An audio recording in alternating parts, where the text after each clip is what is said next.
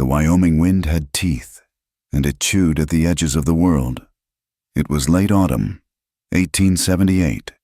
The sky was not blue, or even gray. It was a bruised, angry red, choked with the dust of 1,000 cattle moving south and the high, thin smoke of distant grass burns.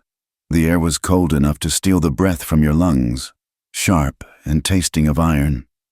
The stagecoach, its paint scoured away by grit and alkali, rocked to a halt in the center of what passed for a street in 3 Creeks. The town was little more than a wound in the dirt, a collection of raw lumber buildings huddled against the vast, indifferent plains. The driver, a man whose face was a map of sun cracks, looped the reins and spat a stream of tobacco juice into the dust. 3 Creeks, he grunted, to no one in particular. End of the line, everybody out. The other passengers, 2 weary-looking miners and a whiskey salesman, climbed down, their boots thudding on the hard-packed earth. They pulled their collars tight and moved toward the yellow light of the saloon, the only building that looked truly alive. Then, Nora stepped down. She emerged from the coach like a figure from a misplaced dream. She was small, fine-boned, and swallowed by the prairie, but it was the dress that made the town stop. It was a wedding gown. It was not a grand affair of silk or lace. It was plain white cotton, with a high neck and simple buttons, something a woman might sew for herself back east, dreaming of a modest, respectable life. But here, against the red dust and the dying light, it shone with a terrible vulnerability. The hem was dark and stiff with road grime, the sleeves smudged, the collar wilted from weeks of travel. The few townsfolk still in the street, a blacksmith wiping his hands on an apron, a woman pulling laundry from a line, froze. They stared. A hammer blow, somewhere down the street, stopped mid-swing. Even the wind seemed to pause. Nora paid them no mind. Her world had shrunk to 2 objects. In her left hand, she gripped the handle of a small, scarred suitcase that held everything she owned. In her right, she clutched a letter, the paper worn soft and fragile as a moth's wing. The address was clear: Mr.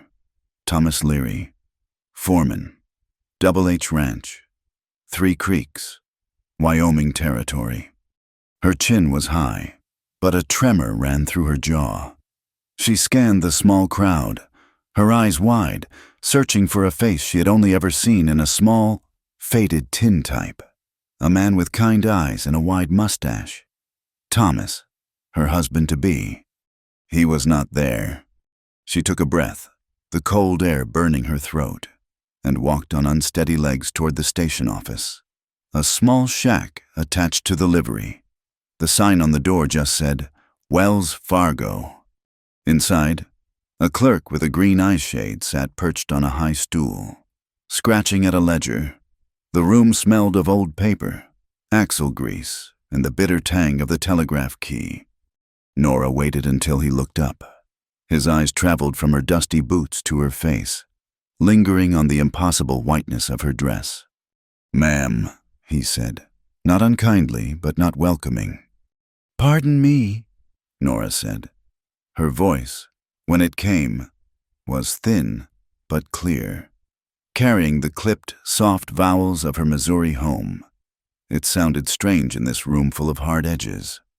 "I am looking for Mr. Thomas Leary. He was expecting me. I am Nora. Nora." She stopped, unsure what name to use. She was not yet Mrs.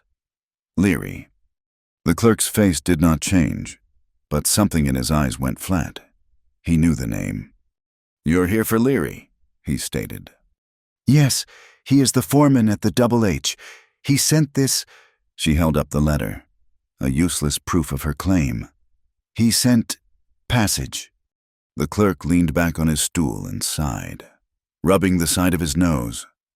He looked past her, out the window, at the darkening street.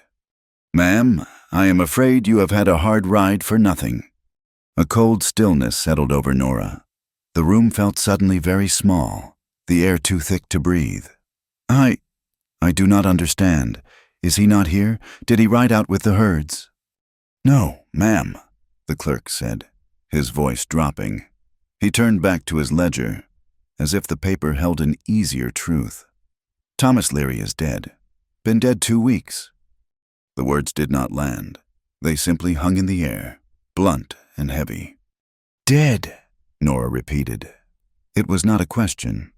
It was a sound. "Yes, ma'am. A ranch accident. They were breaking a new string of horses, and a wagon spooked. Pinned him. He was gone by the time they got the weight off him.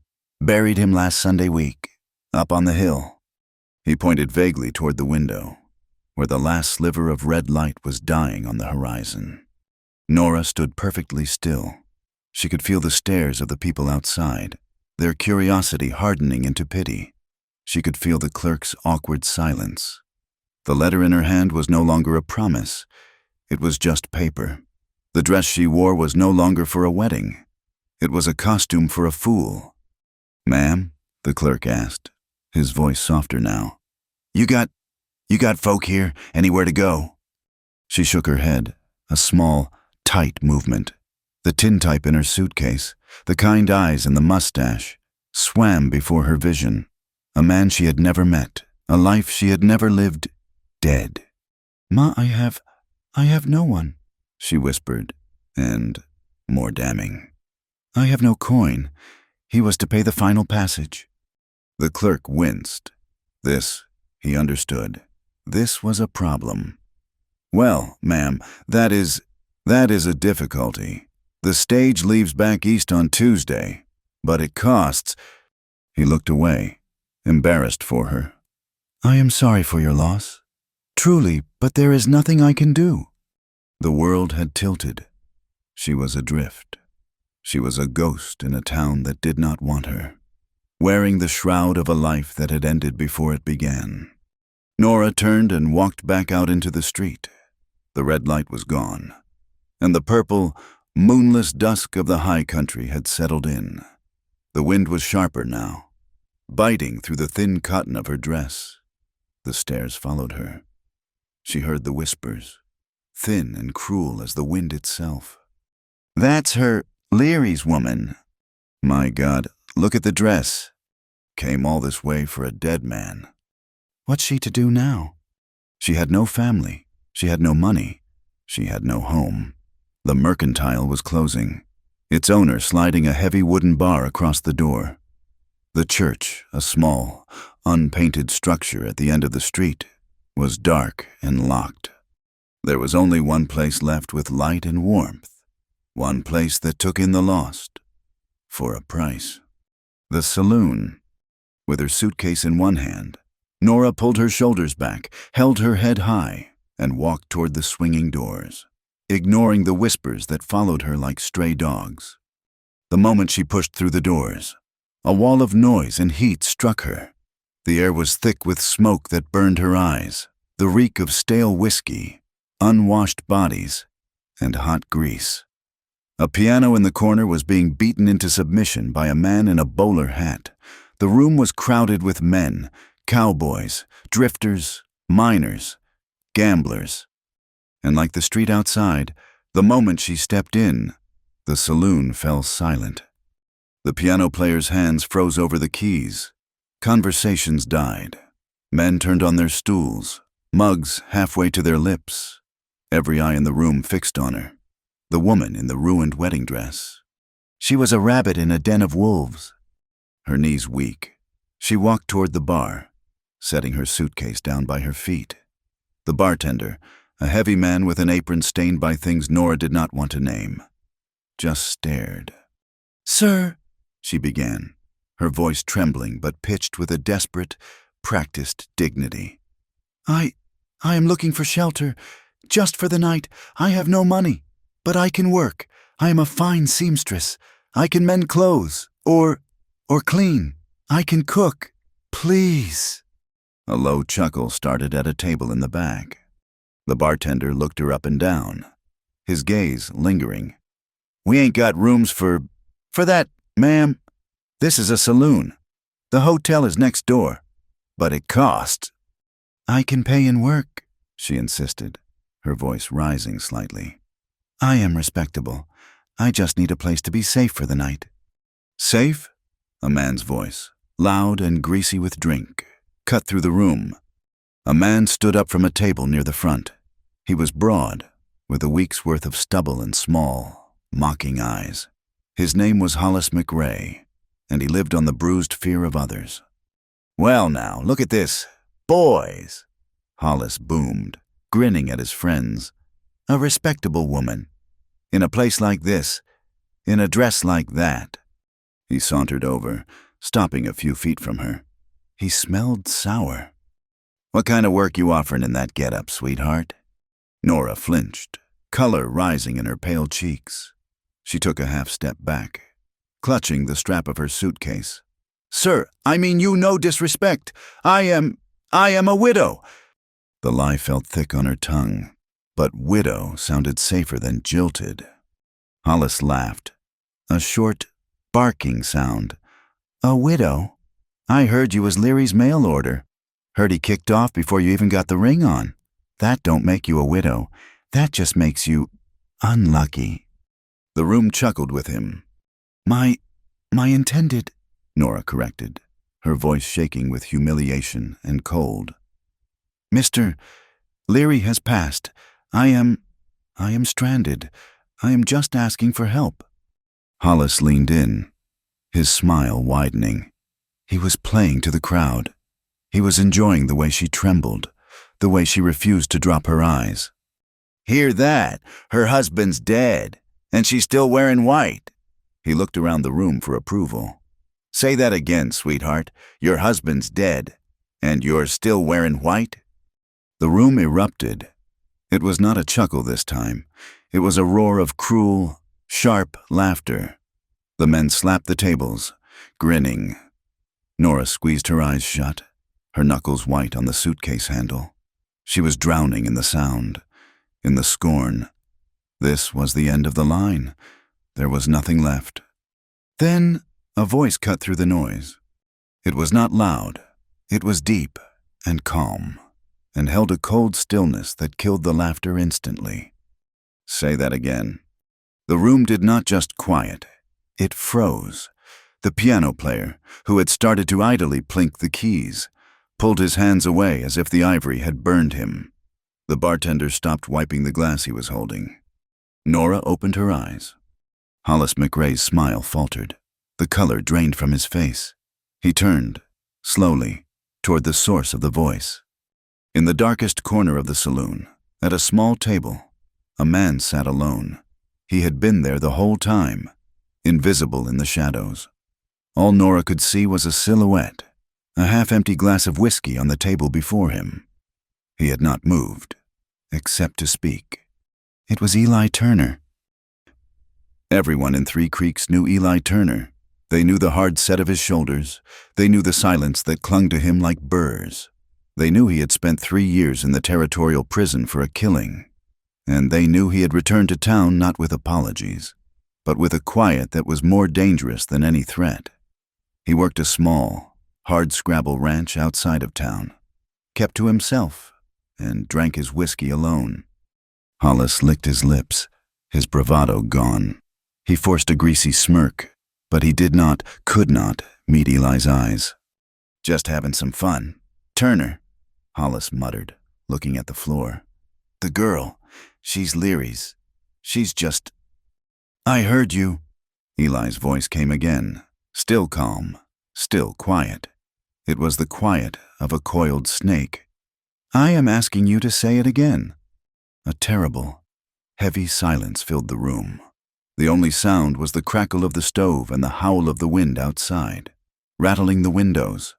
Hollis looked at his friends, but they were all suddenly fascinated by their own boots, their own glasses. He was alone. Hollis McRae, who had been the king of the room seconds before, visibly shrank. He held up his hands, palms out. No trouble. Turner, no trouble. He turned and retreated to his table, sitting down heavily. The show was over. The saloon held its breath. Eli Turner stood up. He moved with a slow, deliberate grace. He was not a large man, not like Hollis, but he was solid, built of muscle and sinew carved by hard country. His face, as he moved into the light, was scarred, a long, thin line that ran from his temple to his jaw, pulling one side of his mouth into a permanent, grim set. He walked to the bar, ignoring Hollis, ignoring everyone. He placed a few coins on the wet wood, paying his tab. Then he looked at Nora. His eyes were not kind. They were not cruel. They were empty, or perhaps just tired. He looked at her, at the dirty dress, at the tremor in her hands, and he saw her. He did not see a joke. He did not see a woman. He saw, perhaps, a fellow creature caught in a trap. Without a word, he shrugged out of his coat. It was a heavy canvas jacket, lined with wool, worn at the elbows and smelling faintly of sage, tobacco, and the cold night air. He did not wrap it around her shoulders. He held it out to her, an offering. Nora stared at the coat, then at his face. Eli turned his gaze to the bartender. "She will have my room upstairs," he said. His voice was flat. A statement, not a request. "Room 3, put it on my credit." The bartender, who had watched Hollis with a passive smirk, nodded quickly. "Yes, Mr. Turner, right away." Eli looked back at Nora. The coat was still between them. Nora found her voice, though it was barely a whisper. "I cannot, sir, I have no money. I cannot accept." She was ashamed. Ashamed to be rescued. Ashamed to be a charity case. Ashamed to be standing in this place in this dress. "Ma'am," Eli said. And it was the first time he had addressed her directly. His voice was low, gentle, but firm. It held no pity. Pity was just another kind of scorn. This was something else.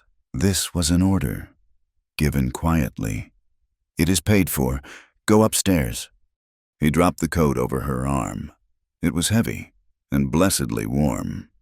He did not wait for a thank you. He did not look at her again.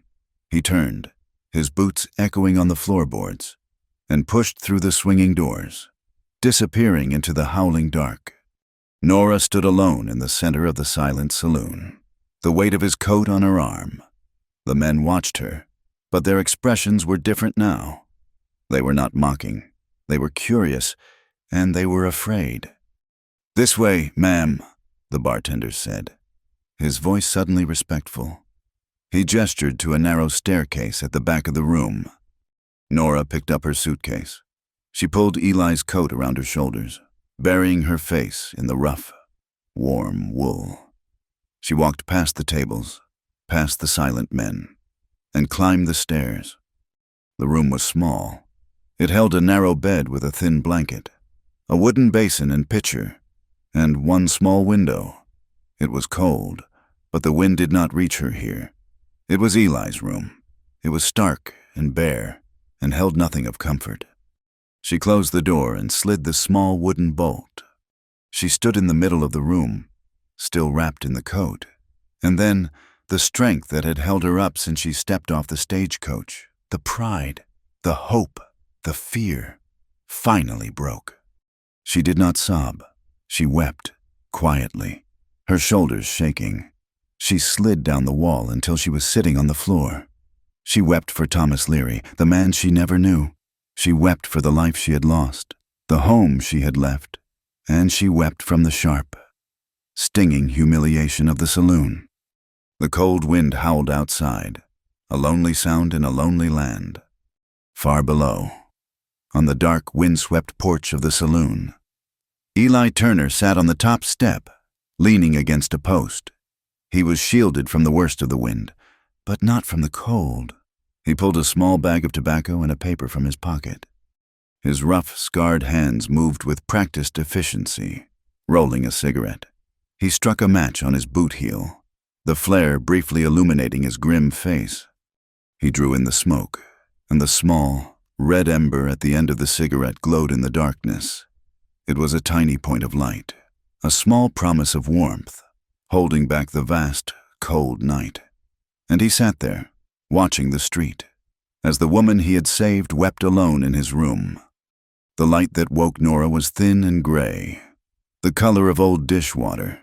It cut through the single and grime-caked window of the saloon room, showing her exactly what she had: a narrow cot, a basin of icy water, and the four walls of a cage. She rose stiffly, the cold of the floorboards seeping through her stockings. Eli Turner's canvas coat was still wrapped around her, a heavy, warm shell smelling of sage and wood smoke. For a moment, she buried her face in it, a moment of weakness, before she laid it carefully on the bed. She went to the basin and broke the thin film of ice on the water's surface. The shock of it on her face was a slap, a command to wake up. Her wedding dress lay on the floor where she had stepped out of it, a crumpled, dirty heap of failed hope. She folded it with a grim precision, her hands trembling, and tucked it deep into her small suitcase, a burial. From the case, she pulled her only other garment, a traveling dress of dark wool, high-necked and practical. It was the dress of a respectable woman. She buttoned it to her chin, twisted her hair into a tight, severe knot, and became someone else. She was no longer a bride. She was a problem. Downstairs, the saloon was empty save for the bartender, who was sweeping up sawdust and cigarette ends. He looked up when she descended, his gaze flickering over her dark dress, and his expression settled into one of wary neutrality. The ghost in the wedding dress was gone. This was just a woman, poor and alone, and far less interesting. Nora placed the folded coat on the bar. Please thank Mr. Turner for me," she said, her voice quiet but steady. "And for the room." "He already paid," the bartender grunted, not looking up from his broom. "Sir, I must find work," Nora said, forcing herself to stand tall. "I am a good seamstress. I can cook. I can clean." The bartender stopped sweeping and leaned on his broom. He spat into a nearby cuspidor. "Ain't no work here for you, ma'am. Not the kind you want.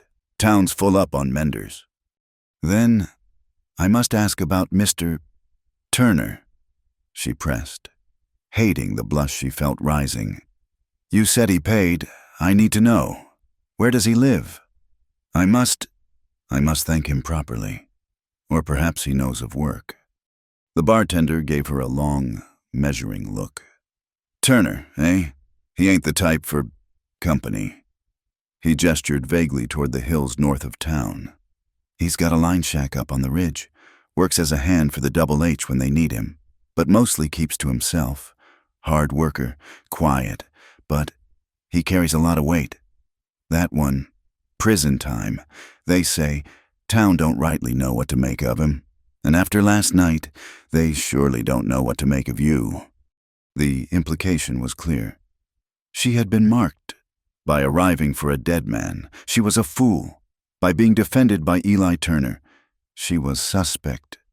She left the saloon, the bartender's words following her into the biting cold. The town of Three Creeks looked even harsher in the morning light. It was a place of necessity, not comfort. Nora spent the next 5 hours walking from one door to the next. The wind was a razor, slicing through her wool dress, and the hard-packed dirt of the street was iron-cold beneath her thin-soled shoes. She went to the mercantile first. A bell jangled.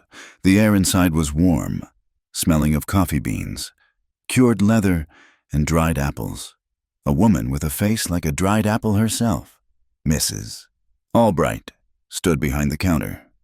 "Ma'am," the woman said, her voice flat. "Pardon me," Nora began, her hands clasped tightly. "I am new in town, and I am seeking employment. I am an excellent seamstress. I can mend or sew new shirts, or anything you might need. I work hard, and my stitches are very fine." Mrs. Albright's eyes traveled from Nora's worn shoes to her face, lingering. The town was small. The news from the saloon had arrived before Nora had. "We do our own mending," the woman said, her voice snapping shut like the lid on a tin. She turned her back and began arranging cans on a shelf. The dismissal was absolute. Nora's face burned. She fled the warm, accusing air of the store and went back into the wind. She tried the small, unpainted schoolhouse at the end of the street. The teacher, a severe-looking woman named Miss Pritchard, met her on the steps, barring her way. "I can teach," Nora said, the words feeling desperate. "I can teach reading and sums. I have a good hand for letters." "The board handles all hiring," Miss Pritchard said, her thin lips barely moving. "And I can assure you they would never approve a woman of uncertain circumstance. Good day." The door closed. She tried the livery, the blacksmith, even the woman who ran the boarding house, who took one look at her and said, "All my rooms are full." Every door was closed. She was not just a stranger. She was a scandal. A woman who arrived in a wedding dress for a dead groom, and who had spent the night, alone or not. It did not matter, under the protection of a man like Eli Turner. She was a runaway bride, a widow before vows, a woman with no family to vouch for her, in a town like Three Creeks. That made her invisible at best, and unclean at worst. As the pale sun began to dip, a hollow, aching hunger gnawed at her stomach. She had not eaten since a piece of hardtack on the stagecoach the day before. She was cold, exhausted, and utterly defeated. She was walking past the livery, her suitcase seeming to weigh 100 pounds, when she heard the voice. "Well, looky here, boys, if it ain't Turner's new woman." Nora froze. Hollis McRae and two of his friends were leaning against a hitching post, identical, cruel smirks on their faces. "Where you off to in such a hurry?" Hollis called out, stepping into her path. He was sober now, which made his malice seem colder, more deliberate. "Turner kick you out already?" Nora tried to step around him. "Excuse me, sir." "Hoity-toity, ain't she?" One of his friends laughed. "How's that room he gave you, sweetheart? Warm enough?" "Hollis, stop it," Nora whispered, her voice shaking. She looked around. The street was empty. No one was coming to help. "I'll bet it was," Hollis said, leaning closer, his voice dropping to a conspiratorial sneer. "Tell me, did he show you that pretty scar of his? You tell Turner he's welcome to Leary's leftovers. Seems about right for a jailbird." The laughter followed her as she finally pushed past him, half running. The sound was like stones thrown at her back, sharp and bruising. She did not look back. She could not go back to the saloon. She could not knock on another door. She walked. She walked past the last building, past the edge of town, following the frozen, iron-hard ruts of the wagon road. She turned off, following the line of a creek bed. The water itself locked under a sheath of gray ice. She needed to be hidden. She found a small hollow beneath a stand of bare cottonwoods, their branches rattling like bones in the wind. She sat down hard on the frozen bank, her suitcase at her feet, and she wept. It was not the loud, desperate sobbing of the night before. This was a silent, empty, hopeless weeping. The tears froze on her cheeks, the hunger, the cold, the shame. They had hollowed her out. She had nowhere to go. She had nothing. She would sit here until the cold took her. It seemed, in that moment, an easier end than walking back into that town. She did not know how long she sat there. The gray light was turning to a deep, bruised purple when she heard the crunch of boots on the frosted earth. She looked up, her heart leaping into her throat, convinced it was Hollis. It was Eli Turner. He was leading his horse, a stoic-looking roan. He did not seem surprised to find her there. He just stopped a few yards away, his presence as solid and grim as the landscape. His face was unreadable in the twilight, the scar a dark line on his cheek. He did not ask if she was all right. He did not comment on the frozen tears. He simply stated a fact. "You cannot stay out here. You will freeze before morning." Nora scrambled to her feet, scrubbing at her face with numb fingers, desperate to reclaim some scrap of her dignity. "I will be fine," Mr. Turner, I am waiting for... I will find a place. No, you will not, he said, not unkindly. It was the same flat, factual tone. The town has made up its mind about you. You've been walking all day. No one helped you. He looked away from her, out toward the darkening line of the hills. I have a cabin. There is a spare room. It is small, but it is warm. You can stay until the winter passes. Help with the chores, if you have a mind to. Cook. The offer was so blunt, so devoid of pity, that it shocked her. It was also an impossibility. Sir, she said, her voice rising with a frantic edge. I cannot. You do not understand. They are saying... I know what they are saying. He cut her off, his voice still quiet. Hollis McRae has a loud mouth and a small mind. I heard him from the mercantile.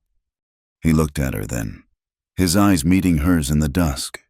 They were the color of the winter sky, gray and deep.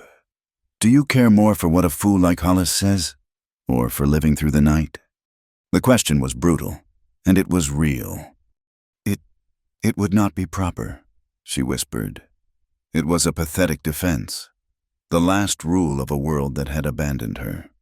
Proper is a luxury, ma'am. Eli said, hunger and cold are not, they are just real. He nodded at her suitcase. Is that all you have? She nodded, mute. Get it. She hesitated. Her mind screamed at her. To go with this man, this scarred, silent ex-convict, to his cabin, alone, miles from town. It was the end of her reputation. It was the final, irrevocable step into the wilderness. It was admitting that the respectable life she had come here for was dead as Thomas Leary. I cannot, she said again, her voice a small, broken thing. Eli sighed, a quiet breath that plumed white in the freezing air. I am not Thomas Leary. I am not offering you a home. I am offering you a roof. Winter in Wyoming is not forgiving. You have until I mount this horse to decide. He turned his back to her, going to his roan and checking the cinch, a deliberate, final movement. The silence stretched. Nora looked back toward the faint, mocking lights of Three Creeks. She looked at the frozen, unforgiving creek bed. She felt the savage, gnawing claw of hunger in her stomach, and the deep, creeping numbness in her feet. Proper was a word for warm rooms. She stood up, her legs stiff with cold. She picked up her suitcase. Eli did not turn around. He just swung up into the saddle, a single, fluid motion. He looked down at her, and for a second, she thought he might offer his hand. Instead, he just nodded. It is a few miles. You will have to walk. He nudged the horse, and it began to move. Nora, clutching her bag, fell into step behind it, leaving the town and the creek and the last of her old self behind. The walk was a punishment. The wind was relentless, a high, thin scream that seemed to come from all directions at once. It found every gap in her wool dress. Her shoes, made from Missouri soil, were useless against the rocks and frozen ruts. She stumbled twice, her hands raw, but she bit her lip and kept going, her eyes fixed on the dark shape of Eli's back. He never looked back. He just set a steady, relentless pace. After what felt like an eternity, they climbed a low rise. The cabin was perched there, a dark block against the stars. It was small, built of rough-hewn logs chinked with pale mud. It looked less like a home and more like an outcrop of the rock itself. It was the loneliest place she had ever seen. Eli dismounted and pushed the door open. He stood aside to let her enter. The cabin was one room. A cast-iron stove in one corner radiated a low, pulsing warmth. Against the far wall was a table with 2 chairs. In the other corner, a narrow bed, and, dividing the space, a faded wool blanket hung from a rope, creating a small, dark alcove. The place was profoundly, intensely silent. The wind shrieked outside, but inside, The only sound was the low crackle of the stove. He lit a lantern. The yellow light revealed a life stripped to its bones. A set of tin plates on a shelf, a sack of flour, a water bucket, on wooden pegs by the door, a heavy rifle and a shotgun, and on a small, crude shelf above the bed, a single book. It was a Bible, but its cover was gone.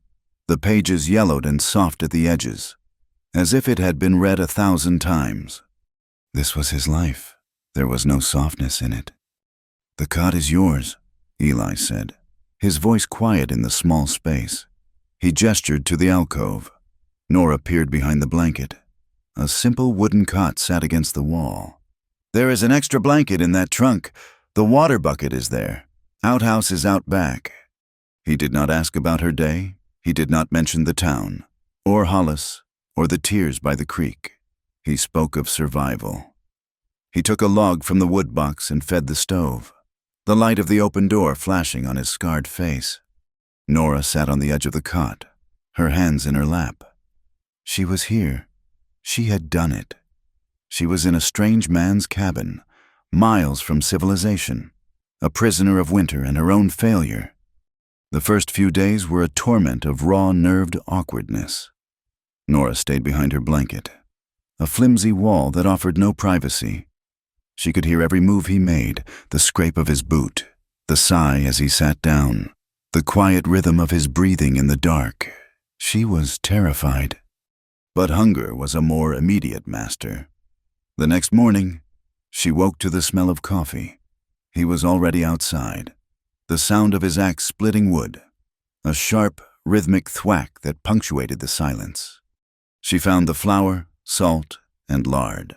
By the time he came back in, stomping snow from his boots, his face red with the cold, she had a plate of passable biscuits on the table. He stopped, looked at the biscuits, then at her. He just nodded once. He sat down and ate, and she sat opposite him, and they ate in the vast, echoing silence. An unspoken routine began to form. It was a truce, signed without words. She rose first, built up the fire, made coffee and biscuits, while he was out, tending his horses, mending fences, or hunting. She took possession of the cabin. She swept the floor, scrubbed the table, and washed their few dishes. She found his mending basket. His shirts were worn thin, the seams giving way. She took the small sewing kit from her own suitcase and, with her fine, precise stitches, she began to put his world back together, one thread at a time. He, in turn, provided. He brought back rabbits for stew. He kept the wood box piled high. His presence was a quiet, solid fact. One afternoon, she heard him working outside, not chopping, but sawing and hammering. It was late when he finished. The next morning, he wordlessly dismantled the cot and brought in a narrow bed frame, freshly built of smooth-planed pine. It was solid and simple, and he had made it for her. "A cot is not fit for a woman," was all he said, before putting on his coat and heading out. They rarely spoke. The silence was a third presence in the cabin, vast and deep as the land outside. But it was no longer the silence of fear and shame. It became companionable. They ate their meals at the same table, the scrape of forks on tin plates the only sound. In the evenings, he would sit by the stove, cleaning his rifle or oiling a piece of harness, his rough hands moving with surprising care. She would sit on her new bed, mending, the lantern light falling on her work. Weeks passed. The first real snows came. A white, whispering siege that buried the world. A blizzard struck, walling them in for 3 days. The world shrank to the 4 walls of the cabin. The wind shrieked, a living thing trying to tear its way in. The forced proximity was a new kind of pressure. On the second night of the storm, the cabin was warm, the stove glowing red-hot. Eli sat at the table, checking the action on his rifle. Nora, mended out and restless, was driven by a desperate need to know the man who had saved her, this man who was as silent as the snow. "Mr. Turner," she asked, her voice small, seeming to be swallowed by the storm. He looked up, his hands still. "Ma'am." Your face," she began, her courage failing. She gestured to her own cheek. "If it is not too bold, how did it happen?" Eli stopped working. He did not look at her. He stared at the rifle in his hands, his thumb tracing the wooden stock. The scar on his cheek, usually pale, seemed to darken in the firelight. He was silent for so long she was sure he would not answer. She was about to apologize, to retreat back into the safety of their silence. "It was a man," he said, his voice a low, rough sound, barely louder than the wind. "A long time ago." He touched it, a brief, unconscious gesture, his fingertips tracing the ridge of healed flesh. "Some things," he said, his eyes distant, fixed on something she could not see. "Some things cannot be buried. Not out here. The ground is too hard. They just stay with you. A reminder." The finality in his tone forbade more questions. He had not told her the story, but he had told her the truth. The moment hung between them, heavy and fragile. It was a new kind of intimacy, one built not on words, but on the shared acknowledgement of pain. She looked at his hands, scarred and calloused, and thought of the smooth wood of the bed he had built her. She looked at his face, hard and closed, and saw the weariness in his eyes. A strange, dangerous warmth stirred in her chest. It was not love. It was recognition. He was as scarred on the outside as she was on the inside. They were two broken, solitary things, hiding from the world together. She was afraid of it, afraid of needing him, afraid of what he might one day want in return. But he made no move.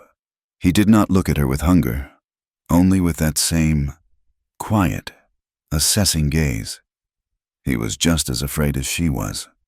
That night, long after he had gone to his own bed and the cabin was dark, save for the orange glow of the stove's seams, Nora pulled her small, leather-bound journal from her suitcase. It was the only thing of true value she had left from her old life. She uncapped her small bottle of ink, dipped her pen, and by the faint, flickering light, she began to write. She did not write to her family in Missouri. She did not write about Thomas Leary or the wedding dress buried in her bag. She wrote to no one, to the page itself. He is a man of winter. He does not speak of his past, but it is written on his face. He built me a bed, and his hands were rough, but the wood is smooth. When he thinks I am not looking, he stands at the window and stares at the horizon. He looks at the land as though he is waiting, not for someone to arrive, but for something to leave. He is waiting for forgiveness. December settled over the ridges like a judgment. The snow, which had begun as a light dusting, now lay in deep, sculpted drifts that buried the world. The cabin, once a lonely point in a vast landscape, became the entire landscape. There was no Three Creeks. There was no Wyoming. There was only the one room, the howl of the wind, and the two of them inside it. The isolation, at first a shield, began to sharpen. It became a torment of proximity, a comfort of shared breath. They were utterly dependent on one another for survival, and this dependency wove a bond between them stronger than any vow. Eli's days were a battle against the cold. He spent hours outside, his form a dark shape against the blinding white, clearing paths to the lean-to where the horses shivered, and to the woodpile that was their lifeline. Nora, watching him from the small, frosted window, would feel a knot of fear tighten in her stomach until he was safely back inside, his face raw with cold, the scar on his cheek standing out pale against the wind-burned red. She could not, would not, be idle. She refused to be just a mouth to feed, a burden he had taken on from a moment of strange, silent anger. She insisted on pulling her weight. When he went to check his snares, she bundled herself in his spare coat, too large, smelling of him, and followed, her lungs burning, to help carry back the frozen rabbits.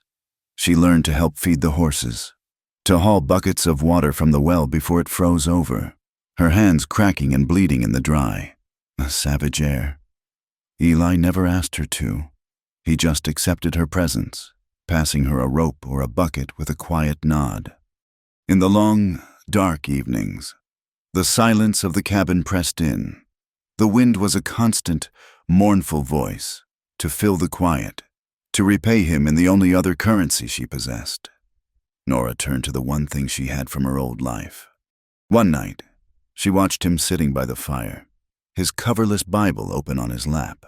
His brow was furrowed, his finger moving slowly beneath the words, his lips soundlessly forming the shapes. He was a man who could read the land, the sky, and the tracks of an animal, but the letters on the page were a struggle. Nora went to her suitcase and pulled out a small, leather-bound prayer book, its pages thin as onion skin. Her mother had given it to her. "Mr. Turner," she said, her voice soft. He looked up, closing the Bible quickly, as if caught in a moment of weakness. I was a teacher, for a short time," she lied, but it felt close enough to the truth. "Back in Missouri. I see you. Well, if you would like, I could help you with your letters. The prayer book is simple. The words are plain." He stared at her. His pride was a wall around him, as high and cold as the mountains. She expected him to refuse, to grunt and turn away. Instead, his gaze dropped to the small book in her hands. I can read," he said, his voice rough. "Just slow." "It is hard to read in the firelight," she offered, a gentle excuse. "And the words in the Bible are set close." She held out the book. "Please, let me... You built me a bed." He looked at her, his gray eyes searching her face. He was weighing the cost of this intimacy. Slowly, he reached out and took the book. And so, the ritual began. Every night, after the silent supper of stew and biscuits, they would sit at the small table. Nora would light the lantern, its glow creating a small, warm circle in the dark. She would open the book, and he would read, his voice low and halting, stumbling over the long words. Fortitude, she would whisper. "Fortitude? What is that?" "It is a kind of strength, Mr. Turner. A braveness you have, even when you are afraid." "Oh," he would nod, his gaze distant, and then return to the page. "And just Tice." She taught him, and he learned. He was a quick study, his mind sharp, starved for the knowledge. Through the simple words of the prayers, she gave him a language for the world. And he, in his quiet, stubborn presence, gave her a place in it. The lessons were a shield against the growing closeness, a formal, proper reason for them to sit so near, their heads bowed over the same page. But the closeness was there, in the accidental brush of her hand against his, in the warmth of his shoulder near hers, in the shared breath of the cold night air. Then the blizzard came. It did not arrive gradually. It struck like a fist. The world outside the window vanished, not into darkness, but into a solid, churning wall of white. The wind screamed, a high, thin sound like a woman's shriek, and the cabin shuddered under the assault. Snow piled in great, heavy drifts against the door, sealing them in. For 3 days, the storm raged. The world shrank to the 18 by 18 confines of the cabin. The sound of the wind was so loud they had to raise their voices to be heard, but instead, they spoke even less, as if to hoard the sound of their own voices. The tension in the small space became a living thing, a wire pulled taut. They moved around each other in a careful, suffocating choreography. When she went to the stove, he moved to the woodpile. When he went to the water bucket, she retreated to her bed behind the blanket.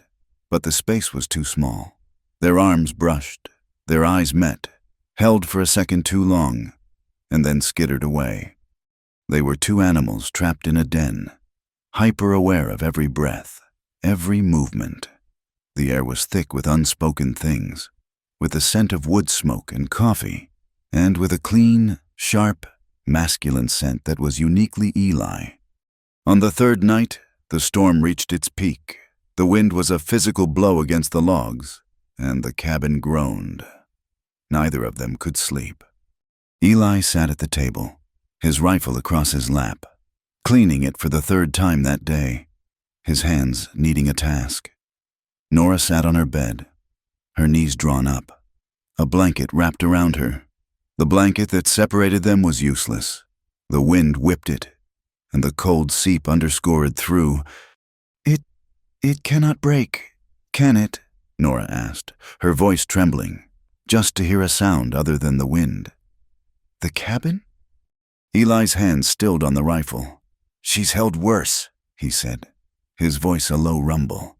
This ridge is protected by the high rocks. It sounds worse than it is. She knew he was lying.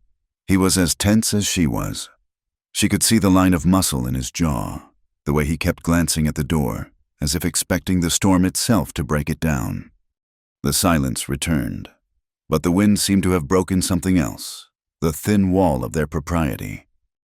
"Mr. Turner." "Eli," he said, his voice flat. He did not look up. "My name is Eli." The offering of his name felt as intimate as a touch. Eli. She tried. It felt strange on her tongue. "That night, in the saloon, I never thanked you properly." He stopped cleaning the rifle. He set it down on the table, very carefully. "There is nothing to thank," he said. "Yes, there is," she insisted, her voice stronger. They were cruel.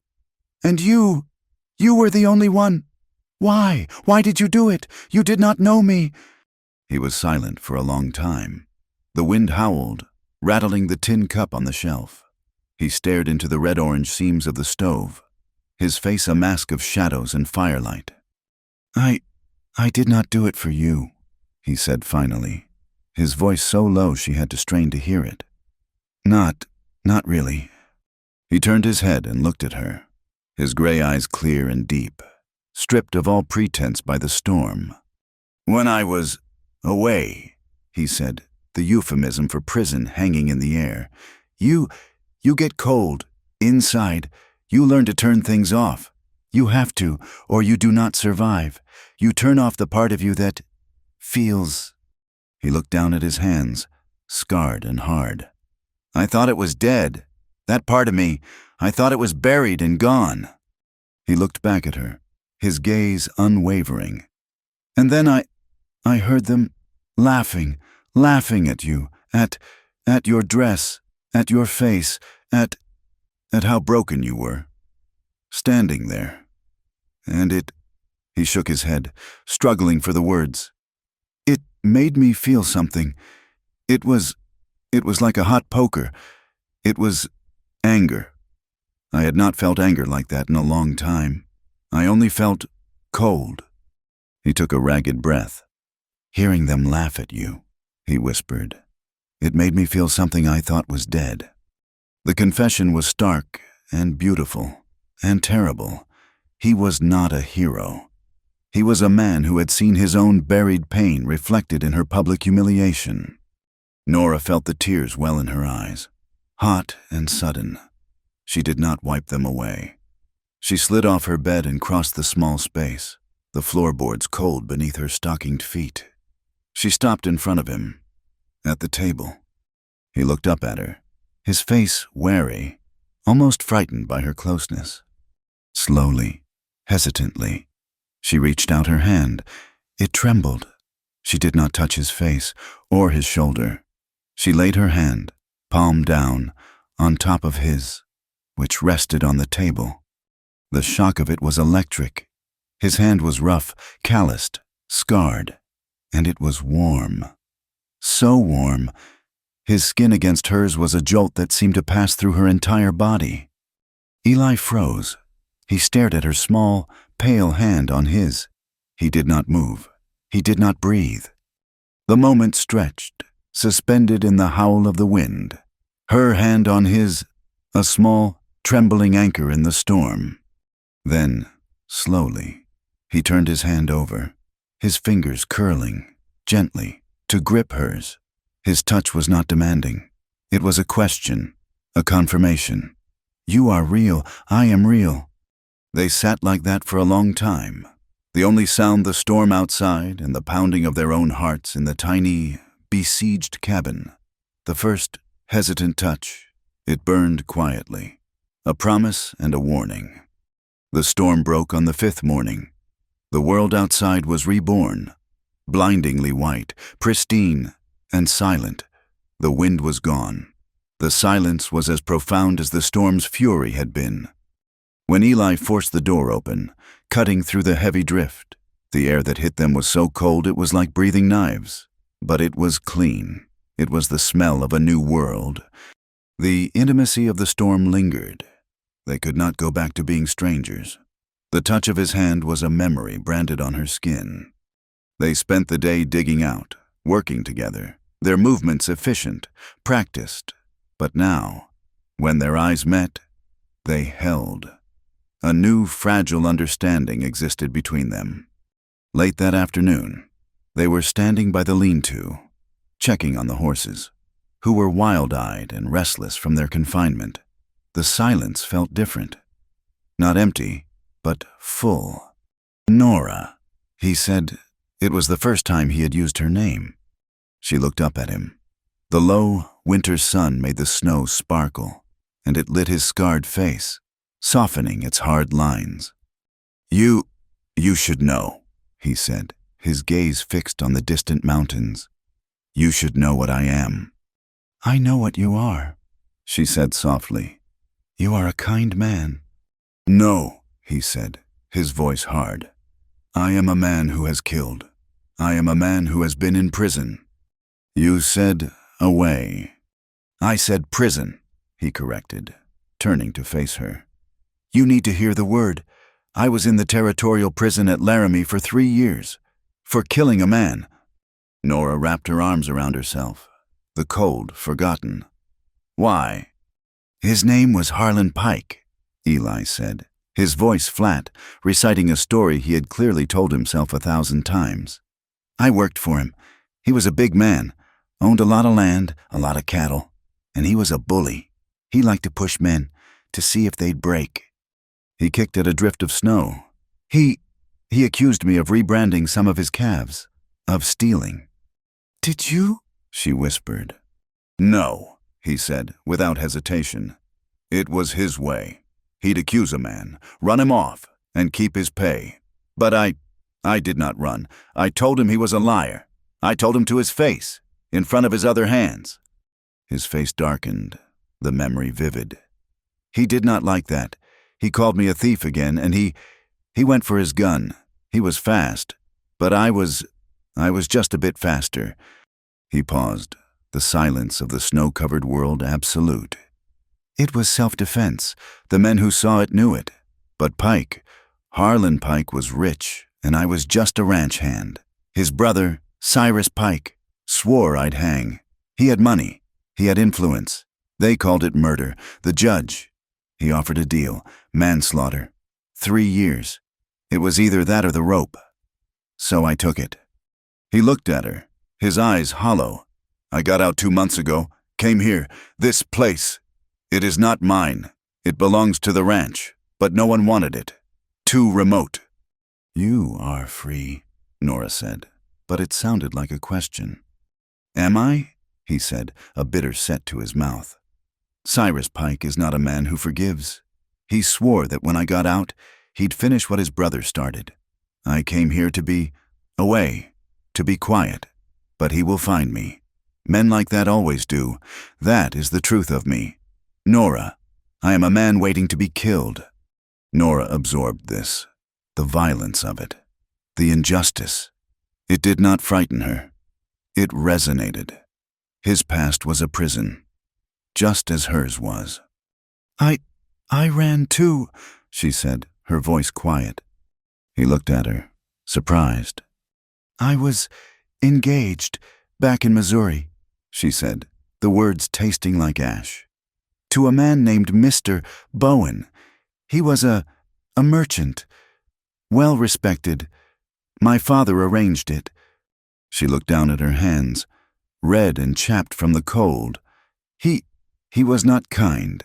He did not see me. When he looked at me, he saw a possession, something he had bought. He would tell me what I would wear, how I would speak.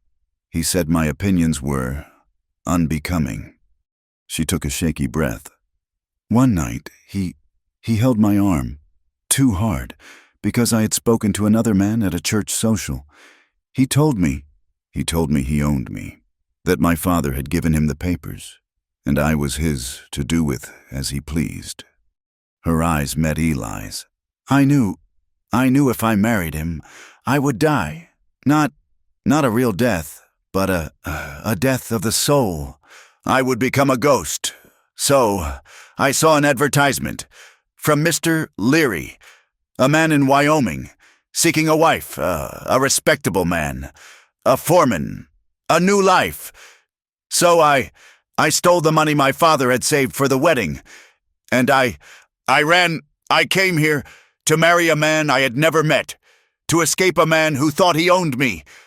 "And you found a dead man," Eli finished, his voice soft. "I found a grave," she whispered. We are not so different. Eli, you ran from a man who wanted your life. I ran from a man who wanted my spirit." The honesty lay between them, stark and pure as the snow. They were not a jailbird and a runaway bride. They were survivors. The bond forged in silence and sealed by the storm was now tempered by truth. Days later, the new, fragile tenderness was almost unbearable. A shared glance across the cabin held new meaning. When he left, he would pause at the door.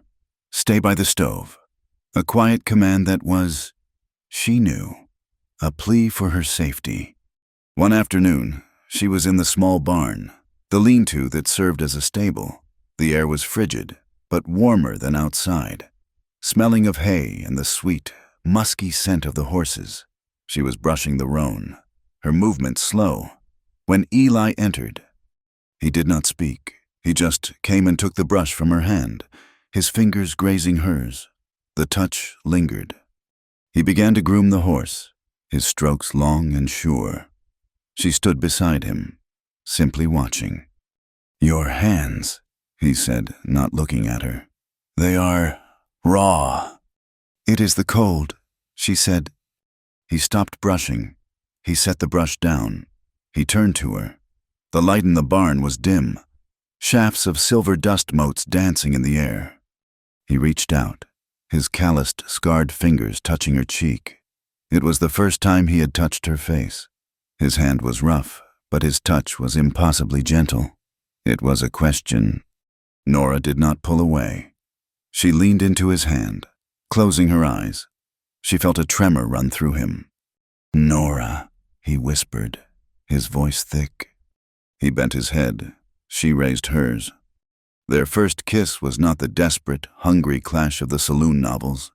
It was hesitant and cold and full of a terrible, aching need. His lips were chapped, tasting of the winter air and coffee. Her lips were trembling. It was a kiss of two starving people finding a crust of bread.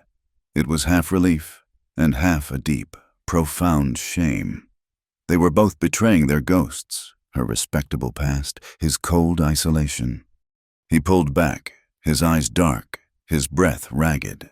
She was trembling from head to foot. They stared at each other, shattered by the simple, clumsy contact. He began. She whispered. Neither could finish.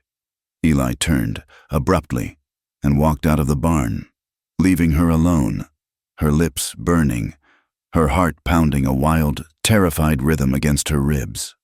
The tenderness, once acknowledged, began to grow. He left a small, whittled bird, carved from a piece of pine, by her prayer book. She took extra care mending his coat, lining the collar with a piece of her own soft wool. They began to smile, small, rare smiles that lit the dark cabin. But the land was watching.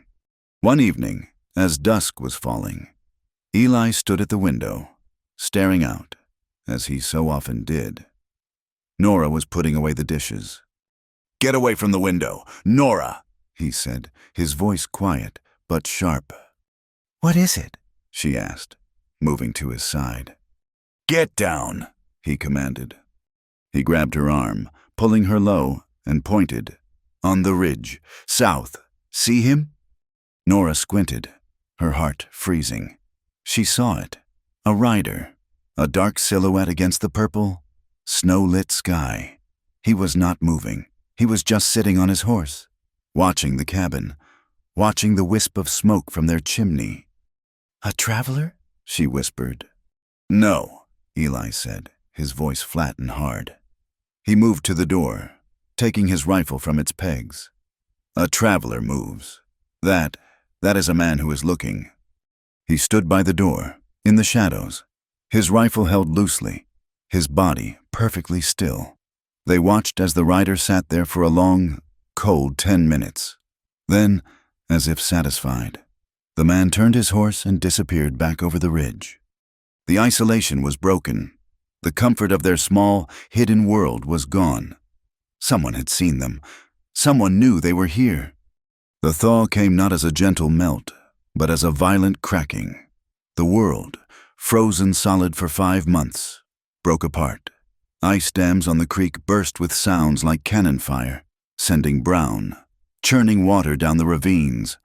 The deep, muffling silence of the snow was replaced by the sound of a world dripping, running, and groaning its way back to life. For Nora and Eli, the breaking of the ice was the breaking of a spell. The cabin, their tiny, besieged fortress, was once again just a small shack on a very large, very open hillside. The return of the world meant the return of men. "We are out of flour," Nora said one morning, her voice quiet. It was the first domestic, normal thing she had said in months. "And coffee, and salt." Eli nodded, his gaze already on the muddy track that led toward town. He had been dreading this. The winter had been a truce, a cold, white flag respected by all. Now, the truce was over. "I will go tomorrow," he said, his voice flat. The night before he left was sleepless. They lay in their separate beds, the hanging blanket between them a thin, useless pretense. The intimacy of the storm and the shared confession had been pushed back, held at bay by the coming spring, but the air was thick with it. "Eli," she whispered into the darkness. "I am here." His voice was a low rumble from the other side of the blanket. "Be careful." It was all she could say. It meant everything. It meant do not let Hollis see you. It meant watch for the rider on the ridge. It meant come back to me. He was silent for a long moment. "I will," he said.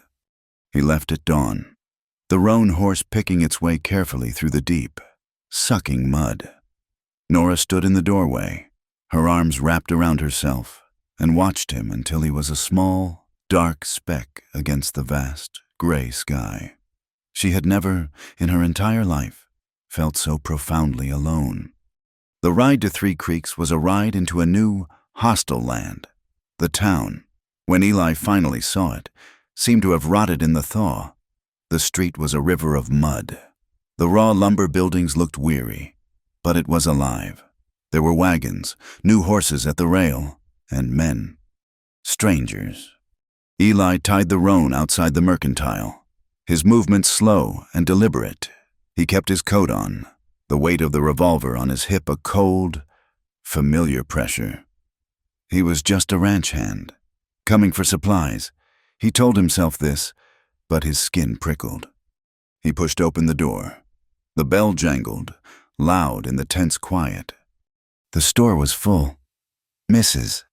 Albright was behind the counter, but she was not the one in charge. The air was thick with the smell of wet wool, cheap whiskey, and a new, sour kind of authority. Hollis McRae was there, leaning against the pickle barrel. He was not alone. Flanking him were 2 men Eli had never seen.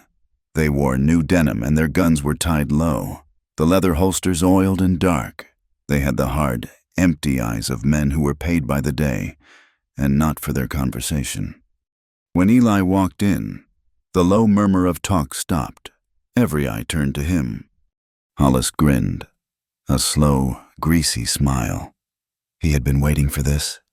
"Well, well," Hollis boomed, his voice full of a new, borrowed confidence. "Look what the melt washed in. If it ain't the jailbird himself." Eli ignored him. He walked to the counter, his boots making soft, sucking sounds on the muddy floorboards. He took his hat off, a gesture of politeness that was also a threat. It freed his vision. "Mrs. Albright," he said, his voice calm. "I need 50 pounds of flour, 10 pounds of coffee, salt, and a side of bacon." "Mrs." Albright's hands trembled as she reached for a sack. "Gettin' mighty domestic, ain't you, Turner?" Hollis sneered. The two strangers chuckled, a dry, grating sound. "Heard you had company all winter." Must have been real cozy up on that ridge. Eli did not look at him. "And a box of cartridges, ma'am, 44. "Oh, he needs bullets." Hollis laughed, pushing himself off the barrel. He took a step closer. The two hired guns mirrored him, fanning out slightly. The store had become a trap. "You know," Hollis said, his voice dropping to a conversational, venomous tone. "We had a visitor in town, real important man, name of Cyrus Pike." Eli's back was to the counter, but he could feel Mrs. Albright freeze behind him. "Seems he's looking for you." "Turner," Hollis went on, emboldened by Eli's silence. "Heard a rumor. Heard you was harboring property. Seems that little runaway bride, that dead man's bride, she holed up with you." Eli turned, very slowly. His face was a mask, the scar a pale white line. His gray eyes were flat, cold as the ice that had just broken on the creek. "That is my business, Hollis," he said, his voice quiet, but it carried across the room. "Is it?" Hollis mocked. "Cyrus Pike thinks it's his business. He thinks a man who steals another man's cattle is probably low enough to steal, well, anything." He looked at the other men. "Or maybe just take what's left over. Leary's leftovers. That's what you are. Ain't you, Turner? Just a man living on what other men leave behind. A dead man's leavin's." Eli's hand did not move toward his gun. He just looked at Hollis. He held his gaze until the smirk on Hollis's face began to waver, the borrowed courage failing. "You talk too much," Eli said. He turned back to the counter. The hired guns tensed. But Eli's movement was not aggressive. He was simply paying. He laid the coins on the wood, his hand steady. "Mrs. Albright." She frantically finished sacking his goods. Eli picked up the heavy flour sack, slinging it over one shoulder. He tucked the other parcels under his arm. He was exposed, his hands full. It was a calculated risk, a show of contempt. He walked past Hollis, so close their shoulders almost brushed. Hollis did not move. He did not breathe. Eli pushed the door open and walked out into the mud, his back a rigid, unforgiving target. No one followed him. He rode out of town without looking back, the whispers and laughter following him like a physical, dirty thing. When Nora saw him on the ridge, she ran from the cabin, her feet slipping in the mud, her heart a wild, joyous bird in her chest. He was safe. He was back. The joy died the moment he dismounted. His face was carved from granite. He did not kiss her. He did not touch her. He just carried the supplies inside and set them on the table. "You were right," he said, his back to her, as he unrolled the bacon. What? What do you mean?" She whispered, her hands clazered at her throat. "You were right to be afraid." He turned to face her, his eyes dark with a new, cold anger. "Cyrus Pike is in town. He's hired guns. And Hollis McRae, he told them about you. He told the whole saloon." Nora's blood went cold. She sank onto the bench, her legs suddenly unable to hold her. What did they say?" "They called you Leary's leftovers." They called you the dead man's bride. Nora flinched, the humiliation as sharp and public as it had been that first night in the saloon. Then we must go, she said, her voice frantic. She stood up, grabbing his arm. Eli, please, we can pack what we have.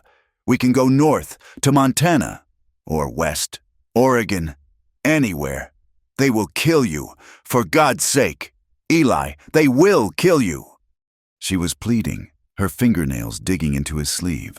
She was not the trembling, lost woman from the stagecoach. She was a woman fighting for a life, for his life. Eli looked down at her hands on his arm. He covered them with his own, his grip firm. Nora, look at me.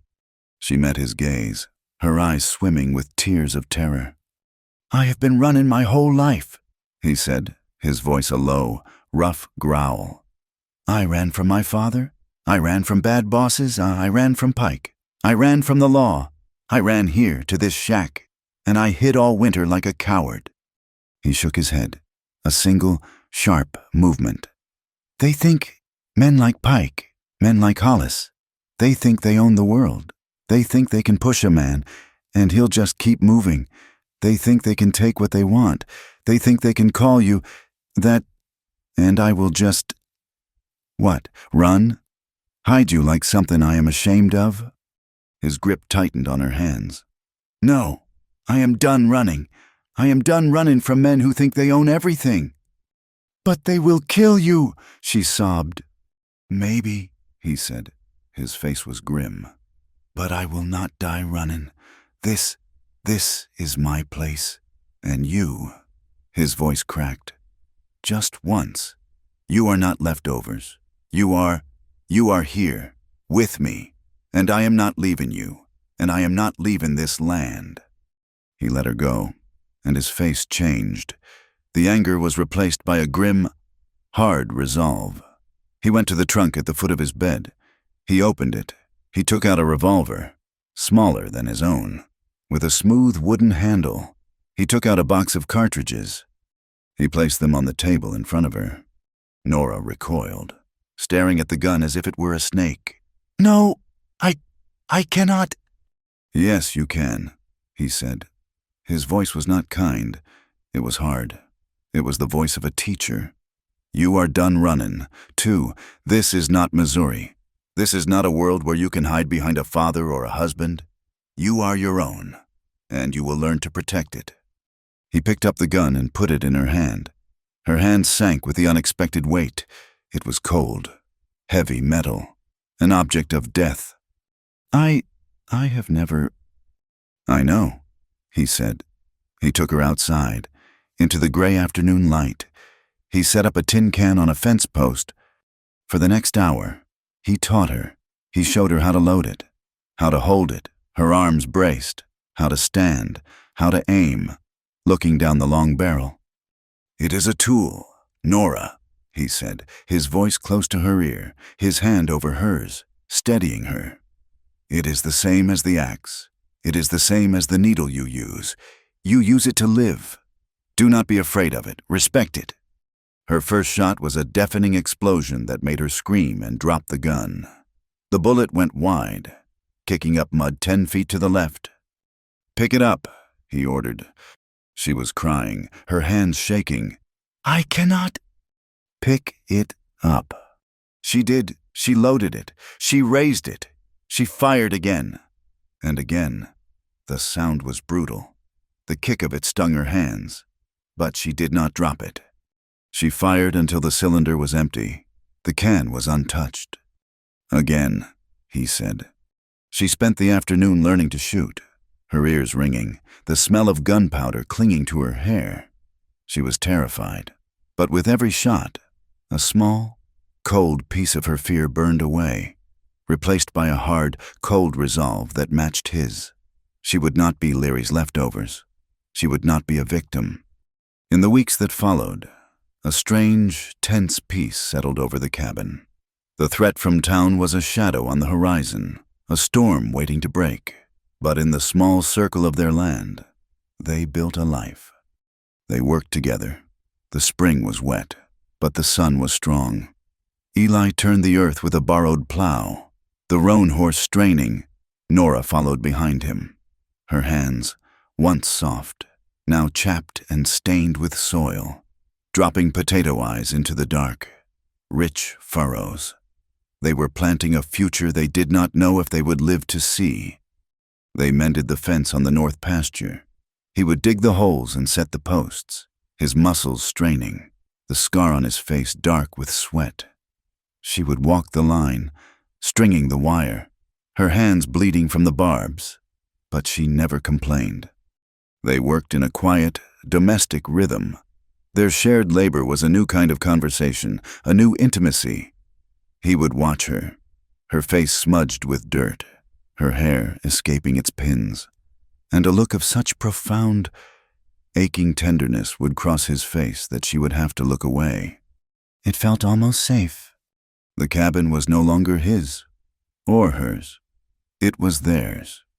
She had put up small, rough curtains. He had built her a shelf for her books. They ate the meals they had grown. And at night, they sat by the fire, her teaching him to read, his voice growing stronger, and the revolver she had learned to use resting, clean and oiled, on the shelf by her bed.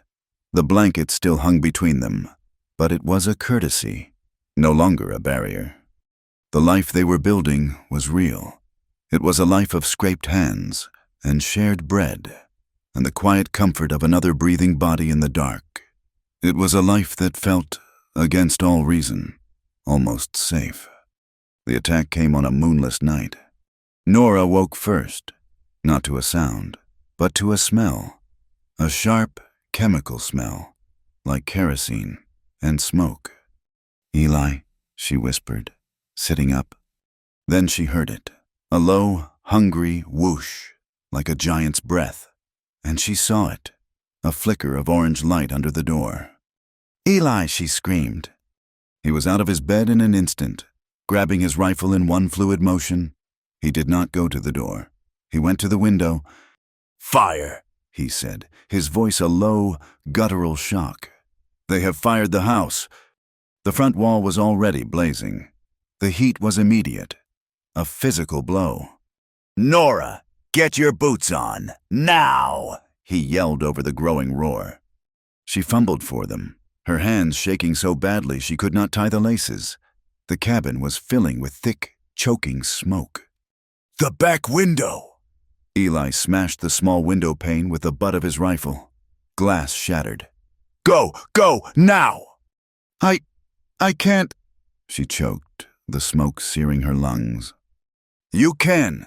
He grabbed her, his grip like iron, and shoved her toward the opening. "I am right behind you." She scrambled through, cutting her hands on the broken glass, and fell out onto the cold, damp earth. She looked back, screaming his name, her eyes blinded by the inferno. The whole front of the cabin was a sheet of flame.